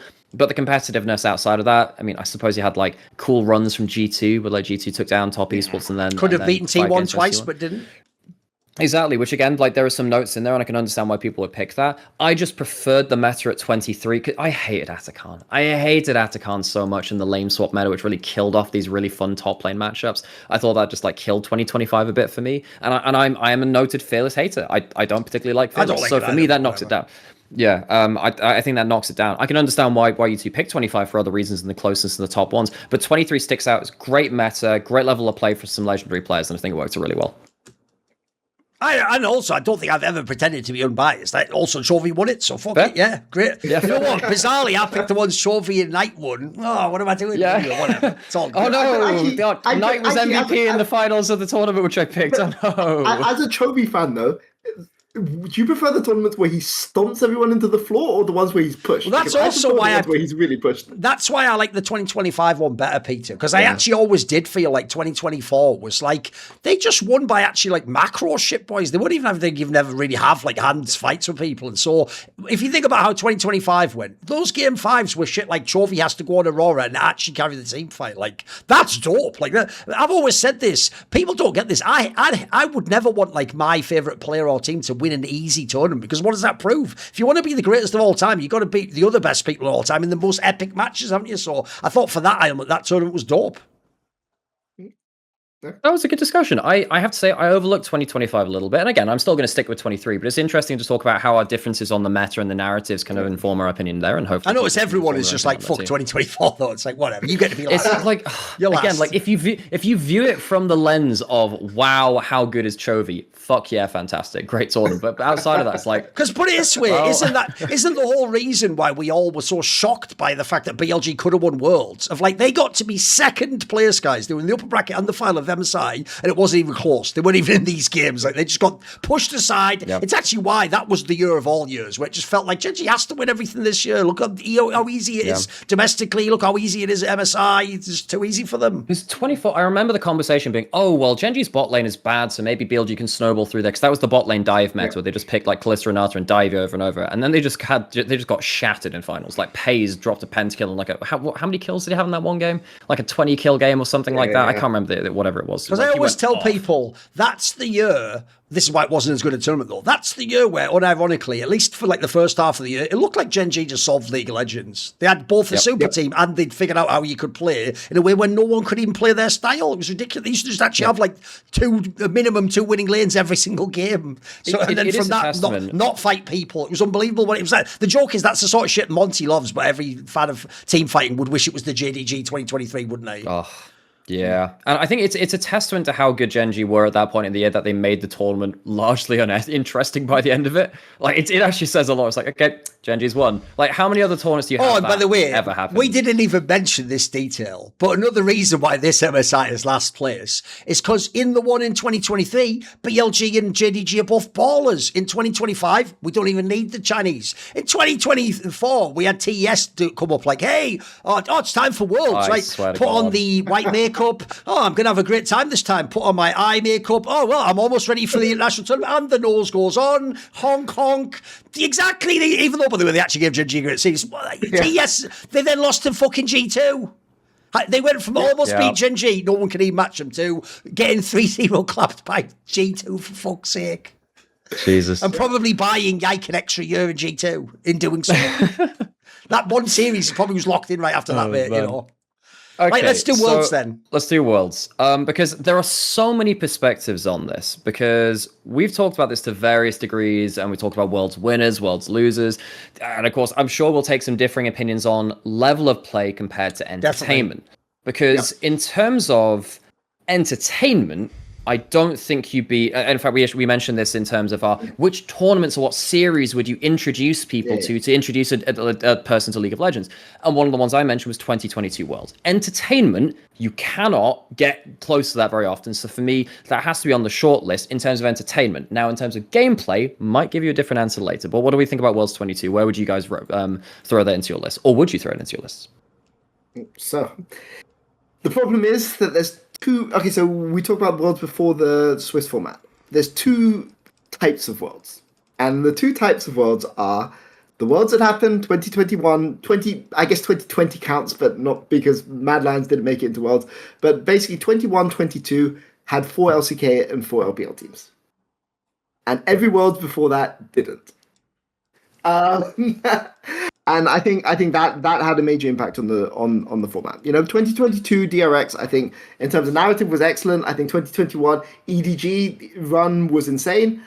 As somebody who leans towards LPL over LCK, I really, really enjoyed personally, because I'm going to treat, because we've had objective discussions on this, right? So I'm going to treat this as which one do I personally think, did I personally enjoy the most? I'm going to say the 2021 EDG run, simply because of what, people were already crowning the team that won from the LCK side of the bracket as the champions. The semifinals. The semifinals was, people would say, whoever wins this is guaranteed to win Worlds, and then they go into the final against EDG, who of course perennial international underachievers, and then they just they lose in what is like an incredible final, right? So I have 2021 as my personal favorite. 2022 is the second one, but I have honorable mentions. I think every Worlds before that is kind of flawed in one way, right? So I thought 2019 was G2's run was really, really fun, but the finals was complete garbage. 2018, you had some insane quarterfinal matchups. You had like the KTIG matchup, you had the G2 RNG matchup. Again, what was it after that? Probably not the greatest. 2016, obviously you get to have like peak Faker. You have the semis, you have the finals. Like, this is just Faker at his complete best. So I think there's like honorable mentions to those, but I think if you ask me for my favorite, 2021 EDG followed by 2022, the DRX one. Thorin, you got anything different from those ones? Here's the thing. I actually don't have 2022 that high, because unfortunately for me, the DRX winning it is like makes it just seem like one of the most randy tournaments of all time, even though it's a very stacked tournament. No, fair. I actually think that was one of the... No, it's another criteria that I'm holding to across all of mine is I don't like it to be that it's close because people failed. I want it to be it's close because we played up to our level, So actually, my number one, I actually put as 2018. I actually do think that one had like some fucking knockout power games from... Think about nearly all the teams that did really well there, like IG obviously, but Fnatic had a fucking amazing run. G2 themselves was excellent. There weren't that many teams that were kind of like bullshit in that one. That was like a lot of like people playing max League of Legends, it felt like. And then also the meta was very wide open for power playing League of Legends. Like, if you want star power, there's a reason why Rookie and the Shy won that one, because that was the two players at the peak of their powers in probably the most abusive like soul lane meta to ever exist. And then they could also flex. So it was just unbelievable, wasn't it? But also Fnatic similarly had similar amount of success. My number two was 2016. I did that one. Look, I do think that the Rocks Tigers versus SKT one, I think for me that's probably still the best match ever. I go back and forwards, but that's often what I come back to. I also just think a lot of parity in that one as well. That one just doesn't look as crazy at the eye test, because actually I think I've always said the real problem in that tournament was the Chinese teams were irrelevant. But if you ever go and look specifically who the Chinese teams had to play, they were just drawn against the wrong opponents. Like, first of all, they got the Korean side of the bracket, so they had the absolute two best teams in the world. They had to just go, so it made them look shit. I always thought if they'd have been on the bottom side of the bracket, they'd have eaten up all those fucking European and Western teams and Samsung, and they'd moved past it to be a different final. And then my third one, I went for the 2021 of the one referenced earlier of EDG. That's also another one with a lot of parity and a lot of teams playing really great league, like just real high level games.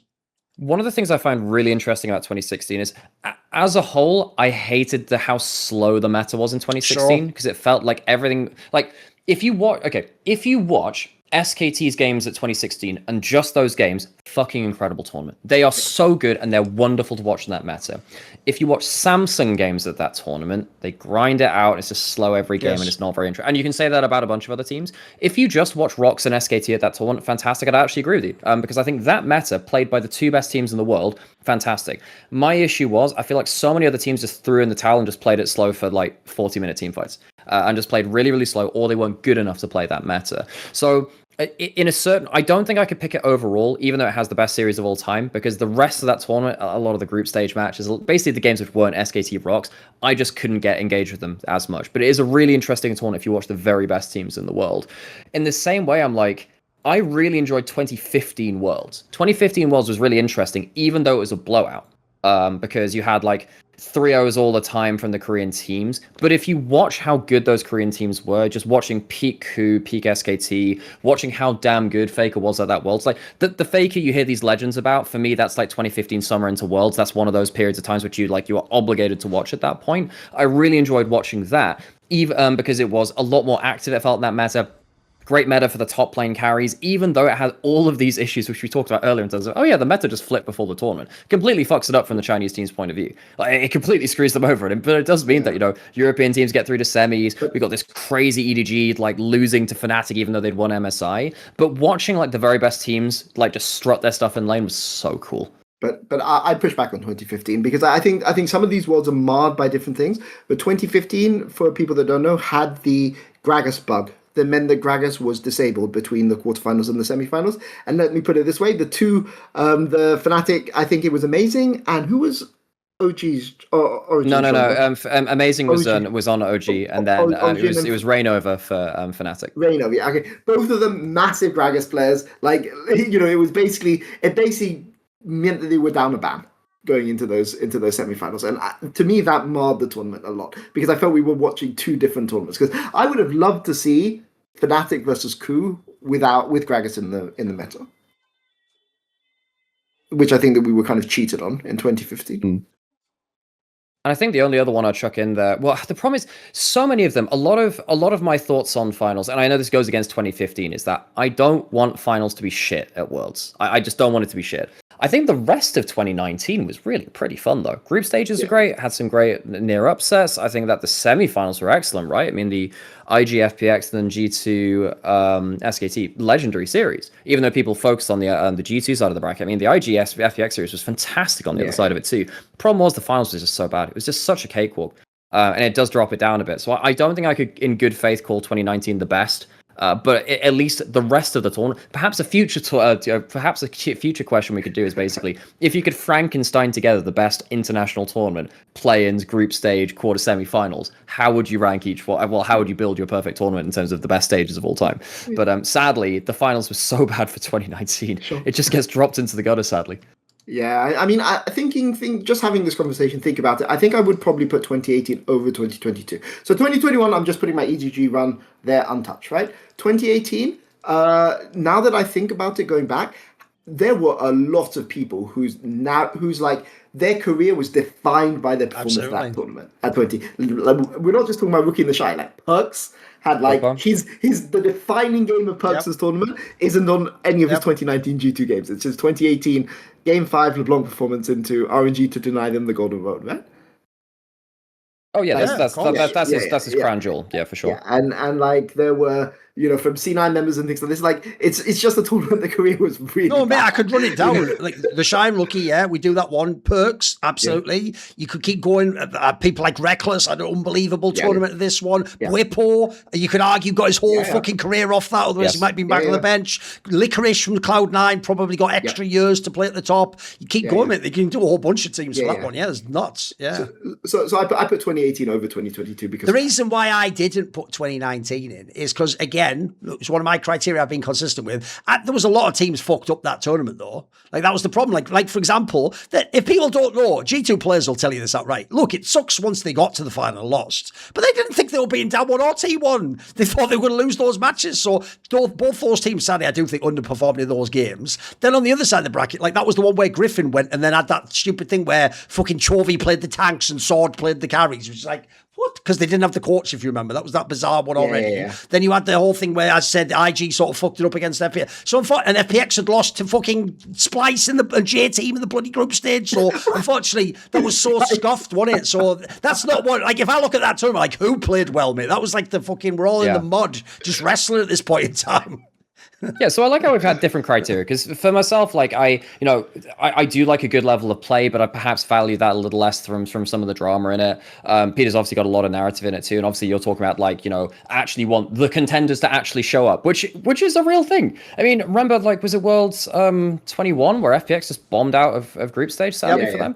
I mean, like, that weighs on it, sadly. I mean, the implosion, it's entertaining in some ways, and it's cool that Cloud9 somehow made it out of the group. There's something cool about that, but sadly, FPX were at the cost of it. I'll even give you one last thing about 2021 people forget, because if you notice, it applied to both MSI and Worlds. Because that was the year where we were, like, starting to come out of COVID, I think it's actually so important that those two tournaments delivered, bro, because those were banging tournaments too, even though they were, like, semi-scuffed, it wasn't a giant crowd. So if you hadn't have had those tournaments, like, I hesitate to think how dark League of Legends would have felt. If those are tournaments where people turned up and it was just shit and the meta was bad, it would have been rough.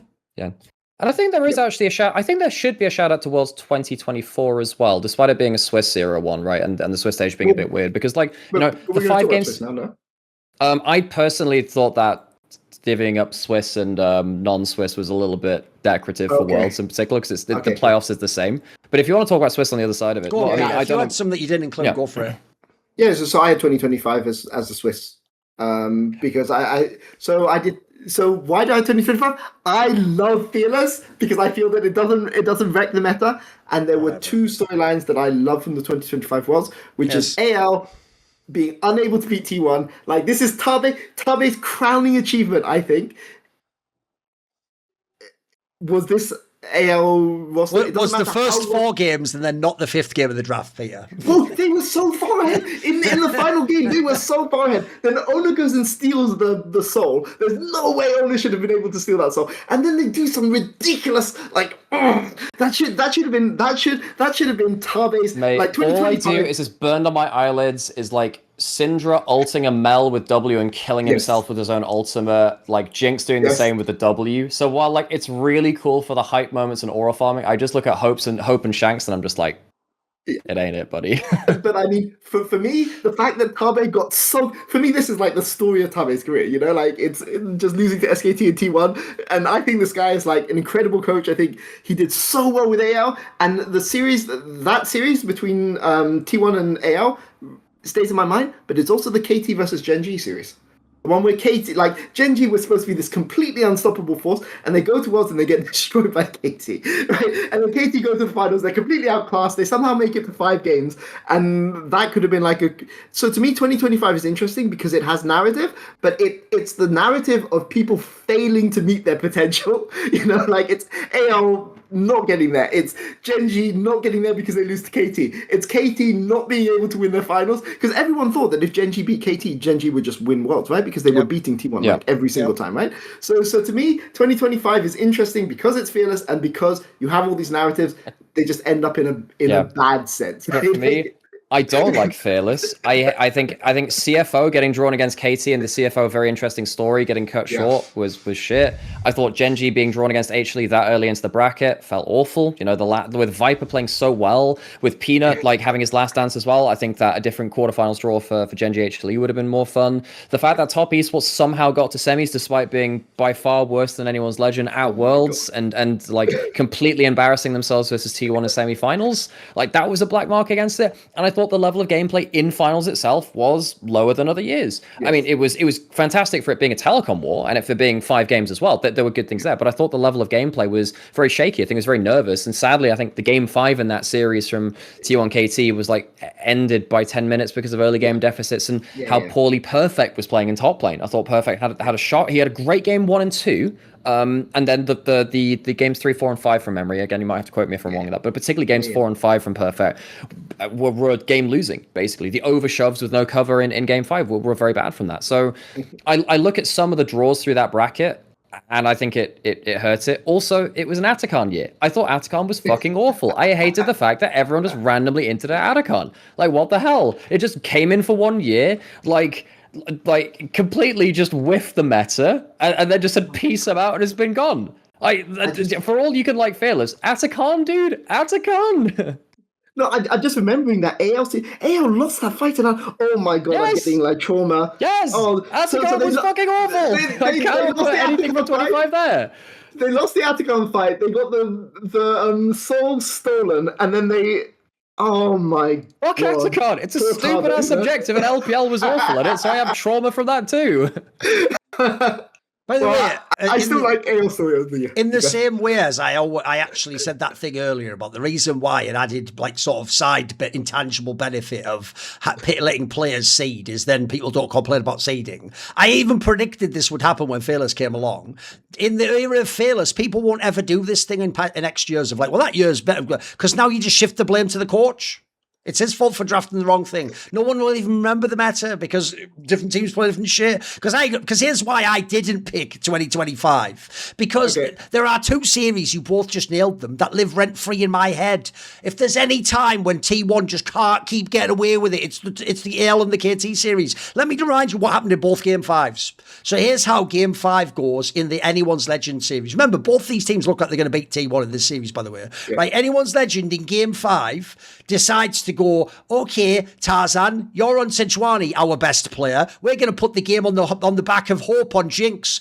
All I did is watch him the whole game going, they're never going to pull the trigger, never going to pull the trigger. Oh, the game's over, they've lost. Then in the final, I'll remind this one, because this one actually, I remember watching, I was actually on holiday in Turkey at the time, and I was melding my tits off. It was so crazy. Right, Game 5 was the one where, think about how we've all complained. I think the only champion complained about more than Smolder was fucking Aphelios. Everyone knows that if Smolder gets the stacks, is OP, all they did was just fight like a motherfucker before it came online and just lost the game. And these were two Game 5s. Still almost like, carried, look, but... it's cool as fuck if you're Faker or you're T1. Great, you did it all. You were the hero. You were Michael Jordan. You hit the last shot. The problem with this one is like, why did the other teams just fucking into you? I'll never understand it. It hurts so bad. It hurts so bad.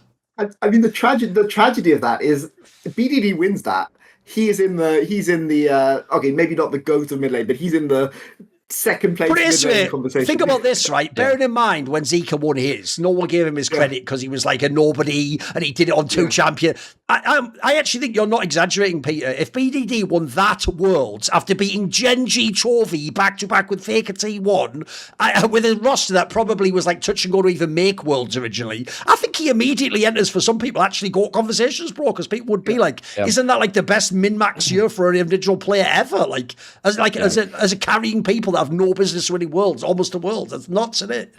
Like, I think the way I view Worlds 25 is like T1 being Bright Lights merchants and everyone else failing on the big stage. Like, there's real credit to T1 for standing up to the occasion and doing better than the other teams which played worse in the high pressure scenario. Because like KT, fantastic versus Genji, as you mentioned, Peter, and I think that, you know, Genji paled under that moment. I think that Anyone's Legend did the same in Game 5, where clearly it looked like T1 were not doing great that Worlds. And then actually, when it came around to the big series, they turned up and they played, and the other teams fell apart at the occasion. There is something to that. But sadly, what that meant is that the actual level of gameplay from some of these teams that lost, I'm like, you didn't show your best. I think that, you know, Perfect, like 1-7 on Yorick in Game 5. Like, because he was that's how I soothe myself. Even though I said they live rent free and they haunt me, here's how I like quiet the demons. I just tell myself, but at the same time, Thorin, do you want to live in a world where Perfect, Docdam, and Peter are world champions? You know you don't. I wanted it for BDD. And by the way, shout out Cause, he actually was underrated, played Mega Tournament. This was fantastic, that world.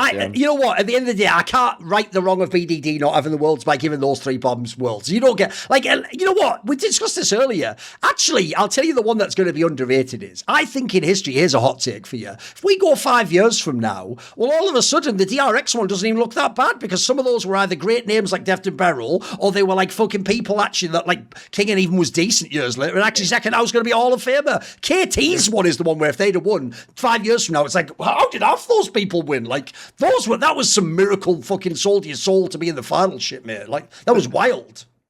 But I think there is something to be said, like as Nymaera was saying, as being the last man standing, by like not doing anything, you know, like just having everyone melt. Well, there's another reason, Peter. You nailed it.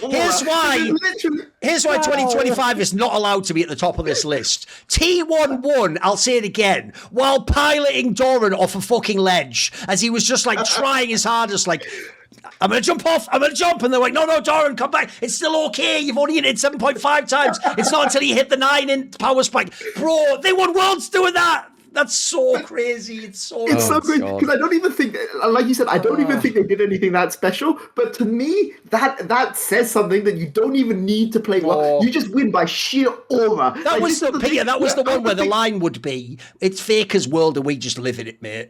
It doesn't matter what happens. Exactly. He just gets to win at the end. No, but compare that to like 24 World Finals when Faker actually has to like make his fucking heart out to make something happen in a game. Across that series, Knight was the better player than Faker. Oh, by the way, Nymaera, let me just put on record. I know myself. If VLG had won that might be my number one. If JDG had won, number one. I am totally a biased person. I don't think I've ever hidden it, bro. Like that would maybe have skewed my perception of the tournament. Certainly. Of course, similar because I'd still have a job at LPL probably at that point. But yeah, I mean, like you think about most of the bracket stage from 24. Okay, so basically, Carrier also cancelled your career in the LPL as well as the fucking teleport back. I'm not salty about any of these things. And again, I say this is like a long time. I say this is like a long time. No, we need to do the butterfly ripple effect of what that cancel did, though. The mixture of the fake Galio player plus the Carrier cancel and the teleport. Just the ripple effect. Mate, I was in the O2 and I'm just watching these plays happen. I'm like, I can't even complain, but I'm going to have to look for a job, basically. Jesus, that was something. You just have to sit there. Also, forget BLG for a second. You're also right as well.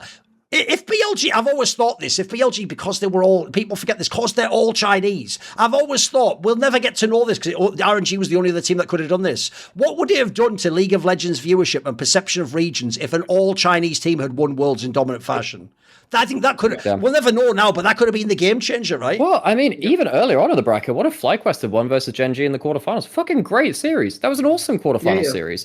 Weibo LNG was actually pretty good too. Tarzan. By the way, though, the Americans would have been absolutely unbearable. They were unbearable when they almost won. Imagine if they'd have actually won, bro. The thing about that FlyQuest series is FlyQuest didn't do the mistake that every Western team have done.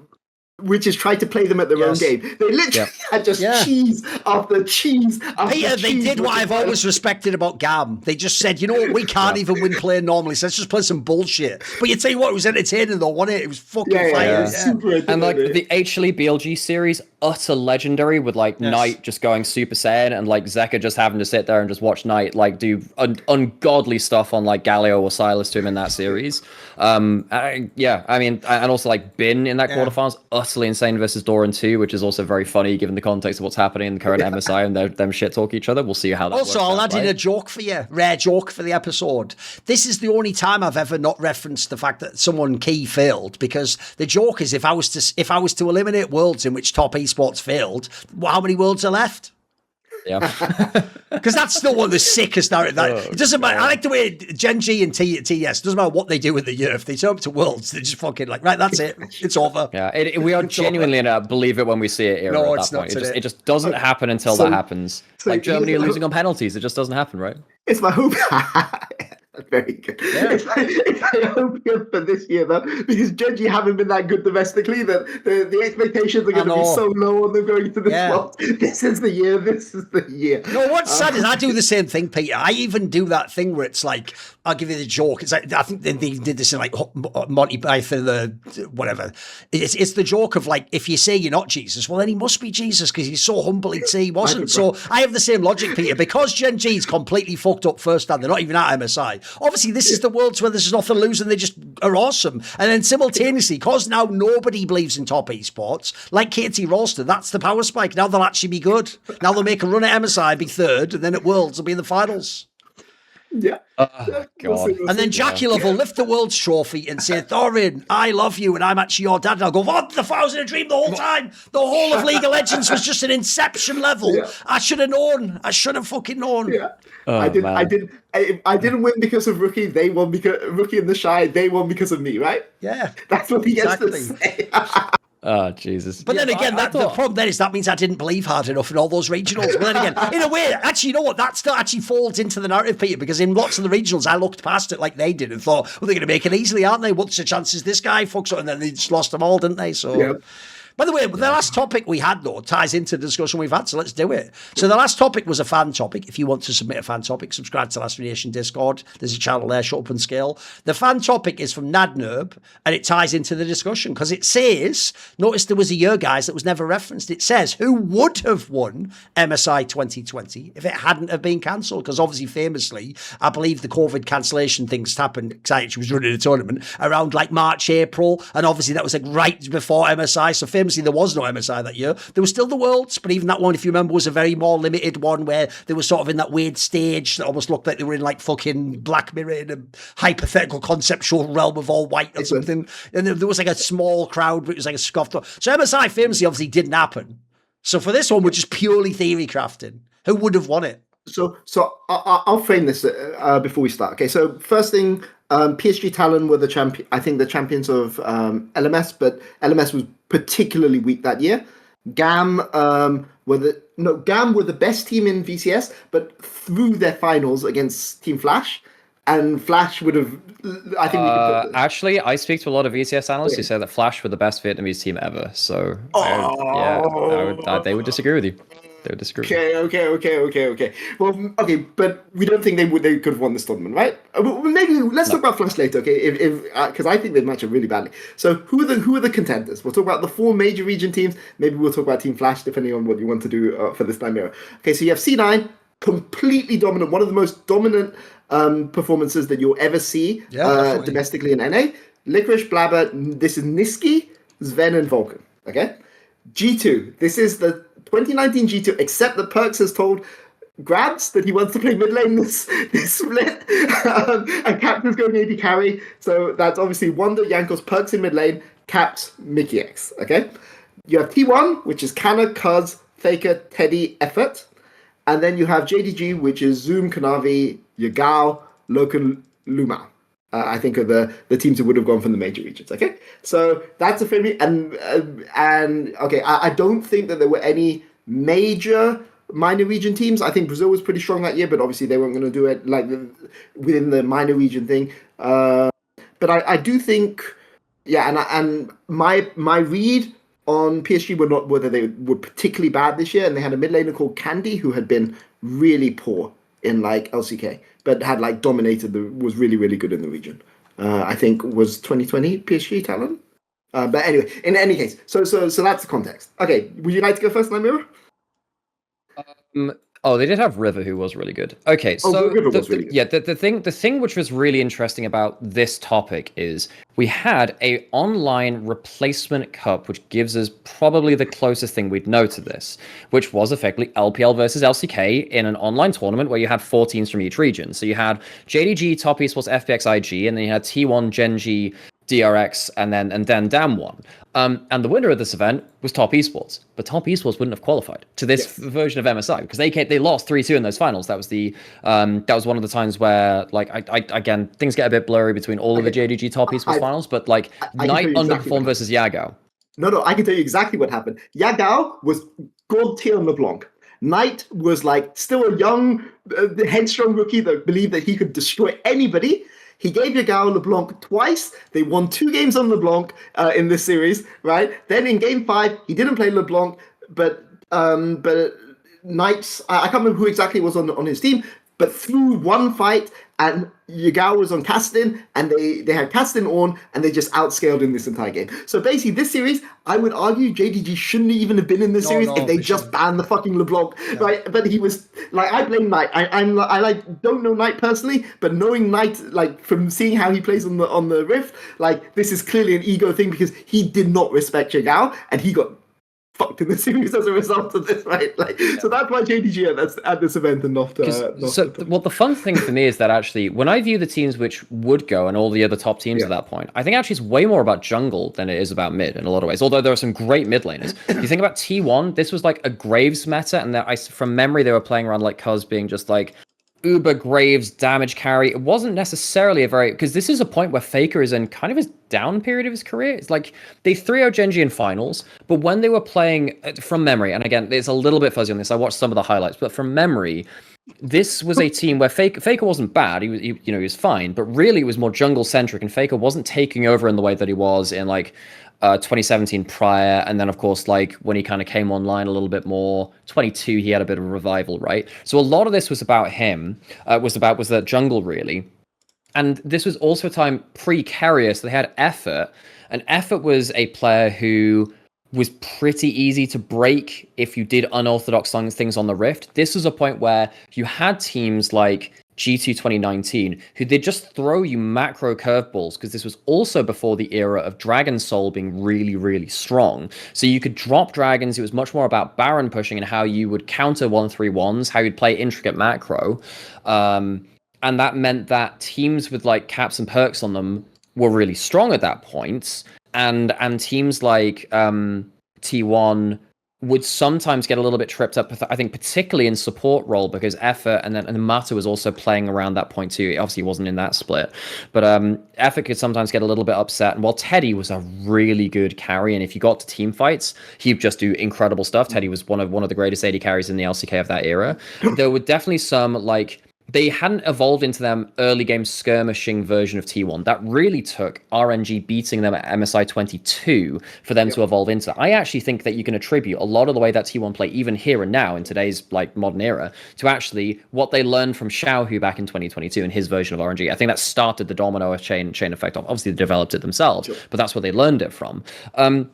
So I think that I think that T1 was still quite vulnerable at that point, and that's why T1, they even bombed out, I seem to remember, from... I don't even think they qualify for knockouts. They won one game versus the FPX, then lost one game versus Down1, and lost one versus Top Esports. So T1 went 1-2 in group stage, and they didn't even make it through into like tiebreakers.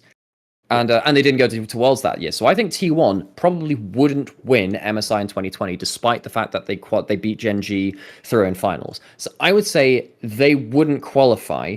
But then the question is, you compare like, well, okay, do you think JDG or G2 or Cloud9 would be better than them? Do you think that they'd be consistently better than them? And would they win the whole event? So Peter, where would you pick off from that point?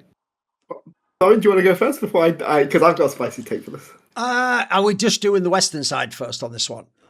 Well, we can do Western, Eastern. Right, I'll do a quick rundown since you were touched on the other ones. Right, on the two Asian teams, right, this is the one where actually the most interesting one probably is JDG, because even though actually I agree, I always thought actually that should have been the year where TS just won everything in China and they should have won that final. Yep. But because people do forget as well, this is not like the latter day TES. Like, this is the one they had Yunjia, the guy who sucked. Carson was a bit of a choker, and actually I think that was the final that made Zoom basically get his whole fucking career after that, where he was good for like 1 year. That was just supposed to be a clean TS win. So when JDG won that one, if you remember, that was like the second split ever of Kanavi. He was the MVP. So he was like hard carrying the shit out of the team. And then there was even a detail I remember, just because I have a photographic memory of everything Kelsey Walter ever told me, which is actually that was the one where Lamau was like doing the last pick, counter pick on supporters last pick. And he actually was doing a pretty good job of that because Yunjia fucking sucked. So I actually thought that was like a strategic win for JDG. But the funny thing is, as you guys point out, if you actually look at the other teams, almost every team except Cloud9, and they're just off in America in COVID online, everyone else is scoffed.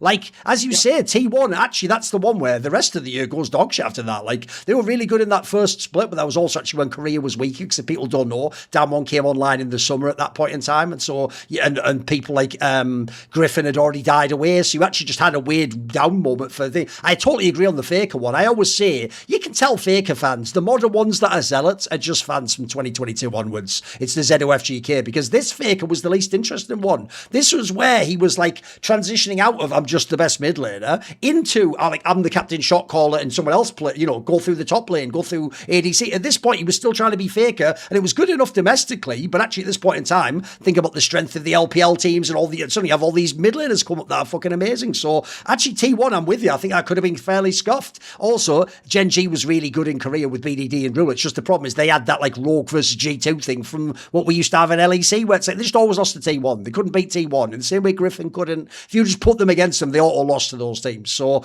that one, I also thought T1 was a bit scoffed. But the problem then becomes, Unless I'm just siding with JDG. Do I really believe a Western team can win this? Because like we say on the G2 one, I'll tell you, I'll set up the G2 one for you. Right, yes, Perks and Caps did a role swap, which they presented as, we just thought it'd be cool to do it. I've heard it's because Perks is very smart about his career if people don't know. I think the only reason he brought Caps in is because he actually at the time did think Caps was better, and he was smart enough to realise, wait a minute, if we're just both on the same team, we don't lose anyway, so why should I go head to head and lose? Why not just have them both? But that meant that then I wanted to play mid that split, right? Even though I will say, maybe it's slightly overrated how bad Caps was, right? He definitely did get it together by the time the playoffs came, but he had some nightmare games at the beginning as an ADC, and I'll always point this out because it's one of the more fun things about my Reckless video actually, is that story they told you guys is a complete fabrication. It is for the movie. You know where the story goes before the spring finals, Caps had a dream, and in the dream he realised that if they just picked Cogmore and Lula, no, what he did there was he had played with Reckless, and he actually knew from playing with Reckless that Reckless would only play certain matchups, and he knew that if Reckless does the Aphelios Thresh or whatever it was at the time, that will be the only counter he will pick into these picks, and that was a way of not telling the public and everyone else, like, I've basically got a secret read on this guy where I know the tell. So he made a story of like, I just had a crazy dream that it could work, and it's like, that was like some inside info, like insider trading shit where they just knew that basically. So that makes me think though, would that work at MSI? Like that team would be a bit up and down. And then the C9 one, I feel like they're just in a black box. I can't judge them. Like they looked awesome in NA. Yeah, I'm with you, Peter. It's one of the most dominant splits ever. But I think, by the way, I actually think not just because it didn't happen, because there's plenty of tournaments we can shadow box. I think this is one of the hardest ones ever because aside from C9, is even the region definitely sending their best team? We don't even know. Yeah, I mean, the thing I would say, so going over these teams, right? I think T1 basically did poorly at that Asian, I've forgotten the exact MSC. Asian Cup thing, MSC, right? They did poorly because the games that they lost were the games where basically anyone applied pressure on mid, right? I mean, like Faker, when he was targeted 1v1,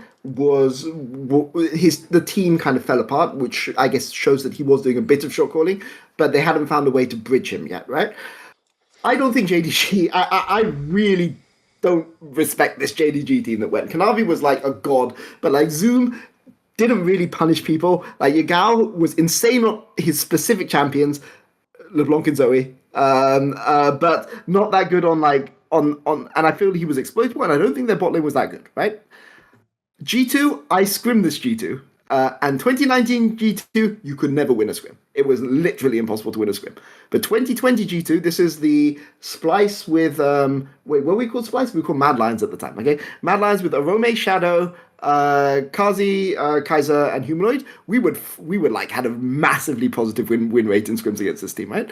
And like, it was really because bot lane, they really struggled, right?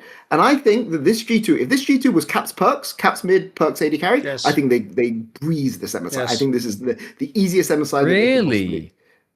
Well, I mean, I think Caps Perks. Caps Perks. He means the 2019 version. Right. Yeah, the 2019, not the 2020. Oh, sorry. I heard it the other way. Yeah, sure. Okay, so I think if this is this isn't the 2019. Because like he says, because of the scrims, it's basically implied that in 2020 they just clutched it out, sort of. That's how they kept getting they lost. I do also wonder, actually, do you think actually at MSI they'd be like, oh, we can take this seriously now? And do you think they'd roll swap back at the event? No, because they said for that split, the entirety of the split. No, but if you think there's an international title on the line, do you think they drop that and say, what I always hated is this. Here's what bums me out the most. I actually, when they initially announced it in the off-season of 2019, said, because I'd always speculated on shows, I love to do counterfactuals, I always said, at one point in time, will they ever actually, instead of flexing picks, just flex the positions? Like, why not just have a game where, like, Perks is insane, I don't know, Cassiopeia or something, and he just goes mid that game, and that's the one game where you've got Caps on, I'll play some other shit here, like, I don't know, I can play an Ezreal or something like that, I always thought they did, sadly they never did that, even though, by the way, that would have been the most hype-year League of Legends ever if they'd have actually just committed to that as a real thing. Because remember, at that point, without the quests that we have in the modern day, you could have done that, technically, as long as you told Riot before, I believe you'd be allowed to do it in the game, yeah. And you can obviously just draft and then roam into the other lane as a lane swap too. Yeah, I think technically that even happened that has randomly happened in places over time when and obviously famously because there'd been that one Vayne game of Caps, you even thought maybe even would be willing to do it. So that would have made this tournament way sexy if that was real. Yeah, absolutely. Sure. I agree. And like to be clear, like I don't want to sound like I'm flaming Perks, right? Like game. So this is the thing I'll say about Perks' career. 2018 was the last time that mid lane was like the year that jungle was like a dog for mid lane, right? After 2019, the game kind of like fundamentally has changed in another way where you have to be a mid laner who understands how to play jungle, right? And this has always been my criticism of Perks, which is that he's a god tier. Like, you look at him in funnel meta, when he's playing mid in funnel meta in 2018 summer, there was like 3 weeks where Tarek, what do you play with Tarek? It was like Tarek jungle and Braum or something like that. Oh, yeah, your mid lane though. What do you play mid lane? Yeah, you know, it was like Braum or Tarek jungle, and then you had like some kind of carry in mid lane, and you just funnel, and like G2 were unbeatable, right? This is with like Hyanin, Wadid bot lane. You literally couldn't win. Perks were just like 1v9 every single game. But the game kind of fundamentally changed 2019, 2020. And I felt that this is something, I've said this about Perks in the past, when it was carry mid, he was like the guy, right? Like, and I think even against Caps, I think he would have been, if the meta had stayed 2018, I think he would have been as the carries he was playing was stuff like Lucian, Kaiser. He was playing stuff like that, Peter. Yeah, LeBlanc, like in the hyper in this funnel. Because he was a god at that, right? Like, you just give him resources, and that's why I think Perks and Jankos always like he played really, really well with Jankos because of that. Because Jankos was always willing to play for his lane and things like this.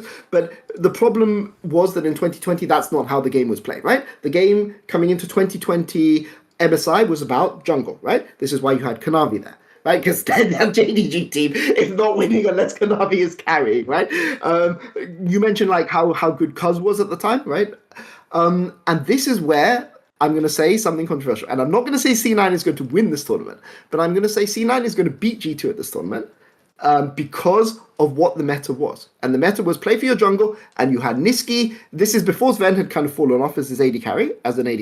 This is Niski. This is like the god tier Niski meta, right? This is the reason Cloud9 were winning all their games. Niski would literally sacrifice everything and just play for Blabber. And, you know, you could make all the mistakes you want in the world as Blabber, but it doesn't matter if you're like 2k gold ahead, right? Like, you just turn around and you fight your 2v3, right? And I think that if this MSI had happened, I don't think Perks actually ends up at Cloud9 in 2021. Because I think that they keep Niski, because I think Cloud9 actually beat G2 at this tournament. And for me, who wins this tournament, I think this tournament is really, really hard to call. I think it comes down to purely jungle meta. But I think if you go and ask me who the finals are in this tournament, I think it's JDG versus Cloud9. And I think they win. JDG win simply because Kanavi like 1v9s. Well, also, like, you're talking about, you know, how well Niski plays around jungle. That was like Yagao's whole thing. He wasn't the best laner. He was really, really good at just following Kanavi. It's also why Kanavi always chose to keep playing with Yagao. And even after 2023 JDG, Kanavi preferred to play with Yagao than like All-Star Knight. I think that's a mistake. I think Knight's a far better player, and I think he's proven that over the course of his career. But Yagao was really, really good at enabling jungle. That's what he did. And we saw that again, like in mid-season cup, and that's why, you know, JD did fairly well there. Although they ended up losing to FPX, I believe, in that bracket. So they ended up losing to another LPL team. So I think sadly, the conversation is basically, well, who won mid-season cup? It was LPL. Okay, well, probably the LPL team wins the MSI replacement. This was when Korea was still figuring shit out, as Thorin was saying. You know, like eventually end of year, they weren't. And Damwon ended up being incredibly good. They did, and I think it's partly because Canyon was so fucking good in that era. When you talk about like Canyon being on the, you know, potentially jungle GOAT, and I do view him as my jungle GOAT, it's partly because of what he was doing in 2020 and 21. The guy was fucking insane in that kind of meta. But also, you know, Kanavi, Yagao were really good at enabling Kanavi too, and the rest of the team was very good at just kind of sitting tight until jungle took over. And turns out they were pretty good at that. So I think the interesting conversation is like trying to shadow box, you know, second through fourth, where actually, you know, was T1 exploitable by a Cloud9 weirdly as an NA team in that era, because actually NA were not awful during that era, or of course G2 as well. Were they exploitable by them? I think sadly for G2, if it came down to jungle meta, we saw this at 2020 Worlds. Jankos was never a good carry jungler. He was great at enabling lanes. He never really evolved his mindset to be, how do my lanes play through me? That was never his specialty. So I think there actually was a weakness there. So they would have had to find a counter meta. They would have had to do that. And it's very hard to figure out when we're so far distance from that meta now. But I think Caps at this era, like the reason why the 2019 G2 was so effective is Caps' default is sacrifice. No, I mean, not like Niski default, right? But like he's more willing to like look at jungle, look at his lane, and be like, okay, he doesn't need to be told to move. right? Niski's going to be moved whether or not you want it, right? Perks is like never going to move unless you like count him many, many times, but Caps was more willing to move. I think the interesting thing about this MSI 2020 is I think that this is the only year where NA have had a realistic chance to win an international tournament. Now, I don't think that they're favored against JDG. I think they're like 30-70, but I don't think, because all other formats have changed since now. LPL and LCK have gotten so much stronger, but this is the one year. LCK is weak because they're still figuring their shit out.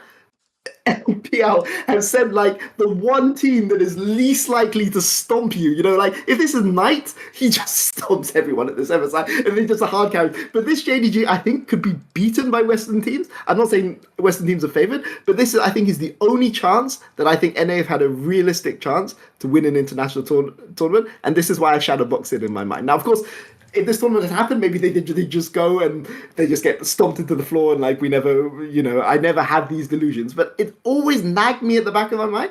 Like, could C9 have won this maybe 20% of the time? Maybe we played this out 5 times. Do C9 win once?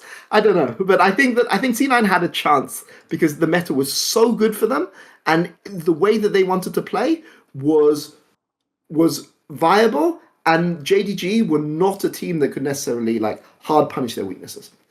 But I also do think that the other thing that's interesting to me is the reason why I think I would default to JDG does win this one, though, is I actually do think that the most overmatched person is Kanavi. Remember, this is like before he's had any heartbreaks. He's on his second split. He's just won the MVP and the LPL. I always think one of the most underrated things that fans can never seem to understand is there almost is actually like a storyline narrative element where the wrong loss at the wrong moment can just break people, and it sets them up for repeated failures, chokes. Like I always think if you could go back like to the right moment and just say you get this one here or you get an easy one early on, that just changes the whole. So I think if someone like Canaveral, I could have seen him just stomp in this tournament, and then he just wins it like almost like a freebie international. And crucially, you're not facing the super god. Canyon's not there, mate. You'd have just sort of had a free one early, and wouldn't that just change completely your mindset for all the rest of your career at that point in time? Yeah. Also might be one of the weakest T1 teams ever sent in every sense. Better line up, everything, Yeah, they were still reforming, really. They were still figuring out what they wanted to play. Like I said, it really took until 2022 MSI for them to figure out. Because remember, this is the Canna roster as well, and Canna did not play well. If you shadowbox this as like a proper MSI with like big arenas and stuff, because of course COVID kind of killed some of the bigger league arenas that we had. But Canna's never been great on big stages. Never. Really. I've just realised something though. I'm being short-sighted here, boys. I'm just trying to make people I want to see win. No, I've got to again remember the Nymaera ripple. Because here's why. I actually go back in time and I want T1 to win this tournament. Here's why. Because if they win this tournament, they stay stuck in mediocrity with that roster. They never make ZOGFK. Oh, okay. All right. But then Zeus is on GX, you know, all that shit, all the other cool shit. Yeah, exactly. But the irony is, if T1 get to the final of this tournament, there's 4 LCK teams at Worlds that year. Like, the reason EU sent 4 teams, because I know this, because I was the 4th EU seed this year, right, on Mad Lions. We went as the 4th EU seed, but the reason EU went as the 4th, like, EU sent 4 teams to Worlds that year, is because of G2 in 2019. But if this tournament had happened, and G2 hadn't won, which I don't think they would have won with Perks playing mid and Caps playing AD carry, then that would have gone to T1, if T1 had made the finals. It would have gone to LCK. Is that how it worked? Jesus, okay. I had somewhat blanked on that, actually. Yes. Mad Lions. Yeah, and then there was like GT Fnatic Rogue. Yeah. Shit, fair play. Yeah, but to be honest, like, knowing what happened behind the scenes, I'm pretty so the story is that I'm pretty sure that Mad Lions wouldn't have come 4th seed if there were only 3 EU teams at Worlds, but that's another story for another day. I don't want to side tangent. Okay. Well, okay. A side tangent, which is that. And also here's the other hilarious thing, Peter. If they had have opened up one more slot, they finished 4th in summer, so the T1 would have gone to Worlds. Yes. That's what I'm saying. That's what I'm saying with this tournament, right? So that's why this I've shadowboxed this so many times in my mind because I think this changes the fact that this tournament doesn't happen. Firstly, you don't get C9 having their one shot. Like, this is Blabber's one shot in my mind that he ever had a shot. This is Niski's chance to defend his spot on C9 from Perks coming to take it, because once they didn't go to Worlds, You know, By the way, that it's was similar done. to the Kanavi one. There's another thing that changes your career. This is when Niski's been reclaimed from like he's just an all right player and he's not that Yes. good. If he'd actually won a tournament or had a deep run, I think he himself then wouldn't think like I'm a second class mid laner who has to do all the. He would be a confident player in a way he never was the rest of his career. Yeah. Yeah, and it's worth saying, like, we look at Cloud9 within the lens of the current day, where Sven is, like, not very good. And the irony of them having the same bot lane now is top bad, exactly, whatever. Exactly. It's not, they weren't like this then. They were really good back then, guys, honest. But in 2019, Cloud9 are World Championship semi-finalists. Like, remember this, right? Like, True. So... Wait, was it 2019? No, 2018. 2018. Okay, but like all these members are like so yeah. This tournament, the fact that it didn't take place is like a tragedy. Do you think that Team Flash could have beaten any of these teams? The idea you even asked that question. So whatever. It is worth noting, actually, Vietnam were not bad because they really got shafted by COVID, and I think that like there is a conversation to say actually could Vietnam have joined the other major regions if they hadn't been screwed by like gambling, by the match fixing, by 2 years of isolation with no scrims and no international experience. With the economic effects, with a bunch of other stuff. Like, realistically, I think that VCS could have pushed to become a major region with things falling the right way. So I think maybe Flash, because Flash compared to GARM were a much more methodical team. They had Kati, and I'm trying to remember if they had, was that tier 1? Anyway, they had like that team there in 2020 was actually very legit. And Carrick's, Thorin, you'll know, because we just did like preview stuff for MSI, and of course he's been VCS analyst for a long time. He's pretty adamant that actually Flash was the best VCS team ever because they were actually a much more intelligent macro team. So I think there's a world in which they compete for mid-table. I don't think there's any world in which they take top spots, but they can compete for mid-table. But the reason I'm asking is because this is the old MSI format with 4 teams in the semi-finals, right? And this is let's be reasonable, right? This is the weakest major region showing you're ever going to get. Like the LMS team is like not very good, right? Like we're talking about how G2 have self-sabotaged themselves. We're talking about how JDG, like aside from Kanavi, have no like star player. This is T1 the weakest that they're ever going to be. Is this a chance where like a minor region makes top 4? Or it's just too much? Is that too much? Well, yeah, and again, like these are like hazy memories of exact things at that point. But yeah, I seem to remember Team Flash being like an actual legit team. Like we were actually sat there thinking, okay, yes, they can actually do some damage on like a strategic macro level. And this is, like I said, before VCS really got screwed over. Sure. Like I think if they had a good meta read for the tournament and another team, because again, back then, pre-double-elim in the group stage, if you got caught flat-footed, you were fucked. Like if you had a bad start to the event, it was a really hard road back. I think that they could have maybe upset a G2 on a bad meta read or a Cloud9 on a bad meta read. I don't think they would be quote unquote favored to, but I think they'd be taking games and pushing for top 4. Okay. I've also just realised, obviously, take this however you will, technically COVID actually built the T1 second dynasty. True. Yeah, because of that. In a way. It's proper. No, but they needed Faker. Okay, so here's the positive spin for the T1. This obviously is the end of the ripple. It's right at the end of the pool. Yeah.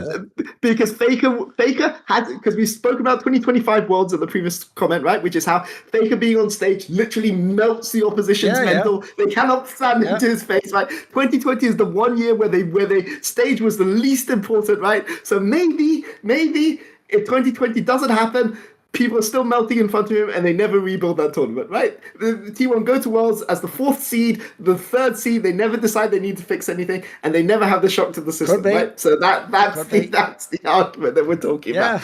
Man. Because I'm even with you, Peter. If they actually go to Worlds, surely they bullshit around and make semis or something and then lose, and then that's enough. Because I've always thought, actually, listen, you can't actually use this as a tactic. The tactic can't be let Korea win with worse rosters so they stay with them. But they do. Yeah. They don't keep those rosters, though. I mean, I feel like the only change it would have made is effort. Like seriously, the modern day T1 is like Canna, Cuz, Faker, Teddy.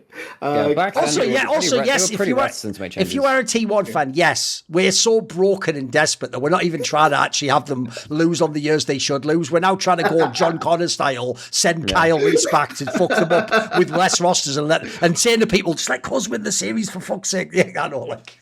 What are we even doing? Oh my gosh! I mean, I honestly, when this was the fan question for this week, I really tried to go out of my way to like make the case that C9 could win this tournament.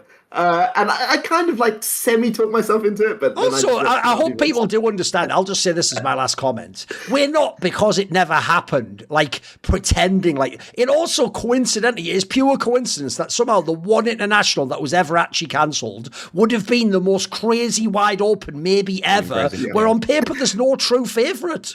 Like, I don't think that's ever happened ever in League of Legends history. Yeah, I actually think it was like good from top to bottom. So in a way, we really wish we did see this one.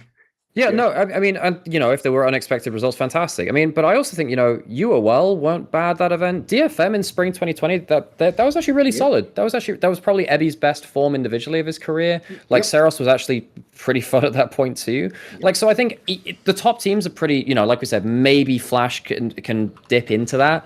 I don't think I would favor them to, but I think they could. But I think like even the mid-table teams of like the higher tier minor regions, they were actually very good that split too. I have very fond memories of DFM. As you said, there was like a not bad but definitely not peak talent, which I think would have been in a similar level to DFM UOL at that point. So I think you would have had good matches across the board. I can't remember enough about LLA, OPL, and TCL at that point. Obviously TCL were pretty damn good for various points, so maybe Fenerbahce were okay at that point. I can't remember that roster though. I can talk about CBLOL. CBLOL was like it was one of the down splits, but it was an interest. It was the consequences for COVID is that a lot of Koreans had to go home. So it kind of like put CB, because this was a year where CBLOL was like in like bringing a lot of Koreans in. So they were decently strong at the start, but I don't think that they could have beaten.